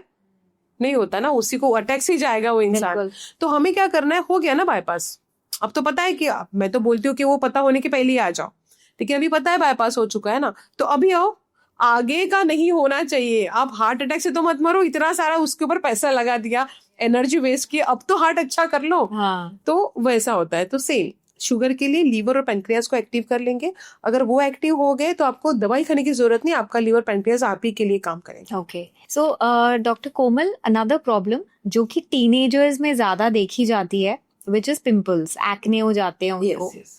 एडोलेसेंस की एज है, हार्मोन्स चेंज होते हैं, तो ये चीजें दिखती हैं फेस पे। तो ये कौन सा दोष इनका इम्बैलेंस होता है जो ये सारी चीजें आपके फेस पे बाहर आती है? फिर से कितना माइन्यूट एक्सप्लेनेशन है आयुर्वेद में विद द श्लोक। कफ और पित्त वाला पिंपल है ना, पिंपल एक ही है, बट वो कफ पित्तज है कि पित्त वातज है, इसके ऊपर भी माइन्यूट सी मेडिसिन दी हुई है। अच्छा, ये दोनों अलग है? अलग टाइप के पिंपल्स है। कौन से कारण पिंपल आए हैं, किस प्रकोप के कारण पिंपल आए हुए हैं। Mostly pimple is a reason, अगर वो हार्मोनल है मतलब कफ के कारण आए हुए, जिसमें पस होता है। ओके। है ना, जिसको हम निकाल के उससे वाइट को डिस्चार्ज निकल जाता है, इट इज कफ। कोई ड्राई पिंपल्स होते हैं कि जो बहुत दुखते रहते हैं और वो अपने आप दब जाते हैं, तो वात विकृति के कारण आए हुए रहते हैं। अगर एडोलेसेंट में ये सब प्रॉब्लम्स आ रहे हैं, that is because of hormones. Okay. तो हमें सिंपली नीम की जो पेस्ट है, नीम में बहुत अच्छा, हर घर के बाहर रहता था नीम और तुलसी का पेड़, है ना। तो हमें क्या करना है कि नीम की पेस्ट बना लो घर पे, लेकिन हर वक्त वो फ्रेश होनी चाहिए। अच्छा। है ना, आज मैंने बना ली, वो फ्रिज में रखी, फिर कल अप्लाई किया, ऐसा बिल्कुल मत करना। आज बना लिया, आप अपने बच्चों के फेस पे अप्लाई करो। अच्छा। और दूसरा, शतधौत घृत। कहीं शतधौत मतलब, धौत मतलब धोना, शत मतलब 1000 बार। अच्छा। कोई घृत ऐसा बनता है, उसकी क्रीम बनती है वैसी कि उसको 1000 बार धो के उसको अप्लाई करना है। तो ये 1000 बार आप धो नहीं पाओगे, तो लेकिन रेडीमेड मिल जाता है कहीं पे भी, तो you just take it and apply. हाँ, तो उससे नेचुरली आपका कफ और पित्त दोनों भी शांत हो जाते हैं। ठीक है, तो कफज पिंपल्स है, पित्तज है कि वातज है, ये भी पिंपल्स के ऊपर हर एक पिंपल को एक्सप्लेन किया गया है ना, इतना स्किन में दिखाना पड़ेगा एक आयुर्वेदिक डॉक्टर? नहीं, आप ये चीजें बिंदास कर लो घर पे। अच्छा। कोई भी प्रॉब्लम, कोई भी तीनों टाइप का कोई भी आपको पिंपल हो, ये एज में आ रहा है 12 to 14 या 16 17, ये बिंदास कर लो, आपको उसका फायदा होगा।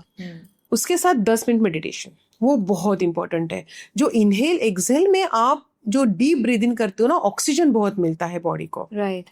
हेयर के लिए अगर हम लोग जाएंगे तो हेयर लॉस और ब्रिटल हेयर, लोगों के ड्राई हेयर, बहुत frizziness, dry is because of वात। बहुत स्ट्रेस लेते हैं लोग, बहुत वात बहुत बढ़ गया है लोगों का, वातज नाड़ी के हेयर तो हमेशा ड्राई मिलेंगे। ऑयल एप्लीकेशन बहुत ज्यादा इंपॉर्टेंट है। आलमंड ऑयल बहुत अच्छा है बालों के लिए। अच्छा। उसके ऑयल लगाओ, ऑयल लगा के बाहर मत घूमो, तो डस्ट पकड़ेगी और फिर ईचिंग होगा, फिर आपको इन्फेक्शन होगा।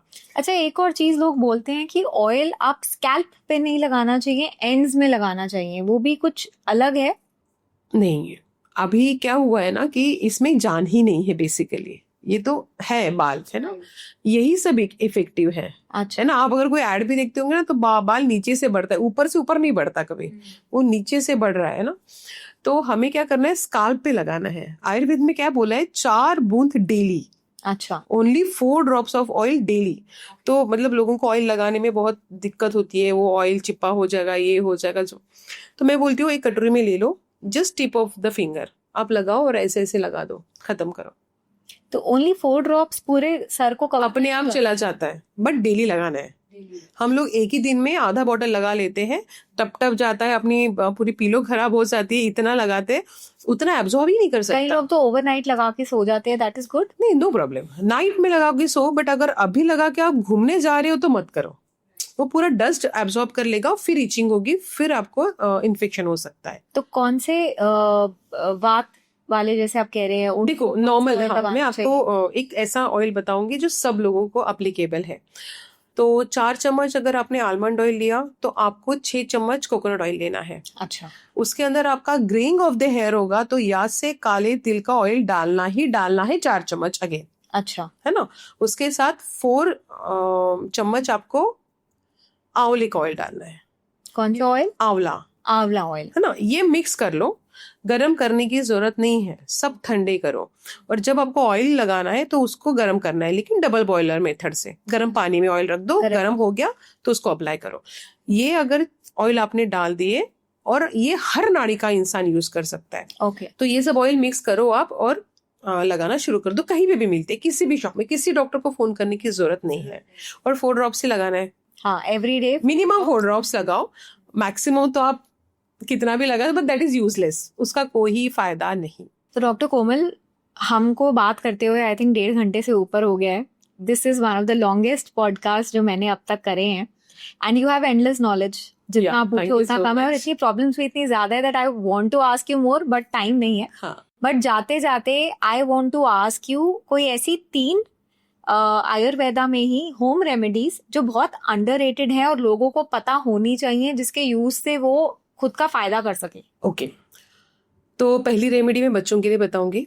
आपने बहुत बार सुना होगा कि उनके पोटी में बहुत बास आती है ना, तो बैंडी करके एक सिरप होता है, वो देते हैं।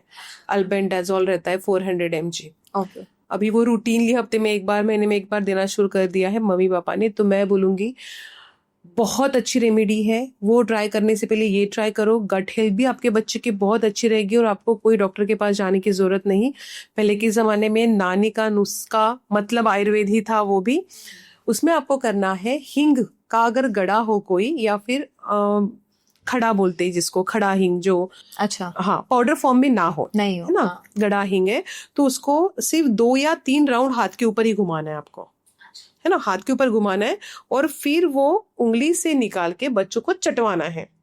This is a proper procedure to give it, अच्छा है ना। अगर आपका बच्चा 6 महीने का हो तो थोड़ा कम चटवाना, 1 साल का हो तो 1 राउंड और लगा लेना, है ना। बस घी में चटवाना mix करना है या ऐसे? नॉर्मल पानी में घोलना उसको, मतलब डुबाना है, और 3 बार कर लो, जितना आएगा उतना देना है बस। वही हींग और 3 बार करके उसके अम्बेलिकस को लगा दो, जस्ट एप्लीकेशन। हाँ, तो आपके बच्चे का जो है पेट दुखना हमेशा के लिए, हमेशा दुखता है, 10 बार वो डॉक्टर के पास जाते हैं, उनके पॉटी में स्मेल आता है, वो बराबर पॉटी नहीं करते, तो ये सब से वो छुटकारा पाएंगे। दूसरी मैं रेमेडीज बताऊंगी हम सब के लिए, बहुत इंपॉर्टेंट है। त्रिफला का चूर्ण कहीं भी मिलता है। जी गट हेल्थ अच्छी रखना हर हर हर इंसान की जिम्मेदारी है। रात को आप सोने के पहले 1 ग्लास, आधा चम्मच उसमें हमें त्रिफला पाउडर डालना है, सुबह ही डाल दो उठते बराबर, और रात को वो पानी पी लो। कोई उबालना नहीं है, कुछ नहीं करना है, बस ग्लास में डाल दो और पी लो। आपसे ये नहीं हो रहा है तो जब जब आंवले आ रहे हैं मार्केट में, प्लीज कच्चा आंवला खाओ खाने के साथ, उसके बहुत अच्छे रिजल्ट स्किन में, हेयर में और आपकी गट हेल्थ में आएंगे। एकदम नॉर्मल, एकदम बेसिक नॉर्मल थिंग। और अगर हम लोग तीसरी बात करते हैं जो हमने मतलब बिना गलती किए करनी चाहिए, तो मिनिमम हेयर के ऊपर केमिकल का यूज। जितना कम हेयर के ऊपर, स्किन के ऊपर केमिकल का यूज करेंगे, उतने अच्छे बाल रहेंगे, उतनी अच्छी स्किन रहेगी, और उतने ज्यादा दिन आप हेल्दी रहोगे। ये आपने जो ये बात करी है, एक और क्वेश्चन मेरे दिमाग में आया है before I and this podcast कि आपने बोला केमिकल का यूज बालों में नहीं करना चाहिए, बट Yes. बहुत सारे लोग जैसे कलर करा लेते हैं, उनके बाल सफेद होते हैं तो उसको एवरी 10-15 डेज कलर कराते हैं, तो वो भी खराब है। बहुत खराब है। तो क्या करें फिर एक्सेप्ट इट। अभी तो ग्रे कलर का जमाना आ गया है, कोई फर्क नहीं पड़ रहा है। ग्रे बाल है तो अच्छे हैं, अपना है वो सब अच्छा है। जो लगा रहे वो कभी भी अच्छा नहीं रह सकता, वो कुछ भी हो। राइट, अपनी मारुति 800 अच्छी है, मर्सिडीज के पीछे जाने से, दूसरों की मर्सिडीज के पीछे जाने से कोई मतलब नहीं है ना। तो प्लीज, अगर आपके पास मर्सिडीज है तो enjoy in Mercedes, land rover के बारे में मत सोचो। आपके पास भगवान ने आपको ग्रे दिए हो, आप मेहंदी लगा सकते हो नेचुरल वाली, that is well and good. अगर आपको लाल बाल नहीं चाहिए तो ग्रे को एंजॉय करो, जमाना ग्रे का है। राइट, है ना, आजकल ग्रे कलर लग रहा है दीवारों को, और क्या चाहिए। So please don't apply any chemicals on the hair. Good, and oiling करते रहिए। हाँ, वो इम्पोर्टेंट है। So thank you so much doctor Komal for coming on spotlight, और बहुत आज आपसे सीखा है। एंड ये पॉडकास्ट खत्म होने के बाद मुझे लग रहा है कि हर एक इंसान को एक आयुर्वेदिक डॉक्टर अपने आसपास ढूंढना चाहिए, अपनी नाड़ी चेक करानी चाहिए और उसी के हिसाब से खान पीन और सभी चीज़ों का सेवन करना चाहिए। So thank you so much once again for coming. और अगर आपको गाइज ये पॉडकास्ट अच्छा लगा है, यूजफुल लगा है, तो प्लीज़ इसको शेयर करिए। जितना आप शेयर करेंगे उतनी ये नॉलेज लोगों के पास जाएगी और उनका भी भला होगा। लाइक करिए एंड प्लीज सब्सक्राइब करना ना भूलें। तो मिलते हैं अगले एपिसोड में। Keep watching the spotlight. Thank you so much.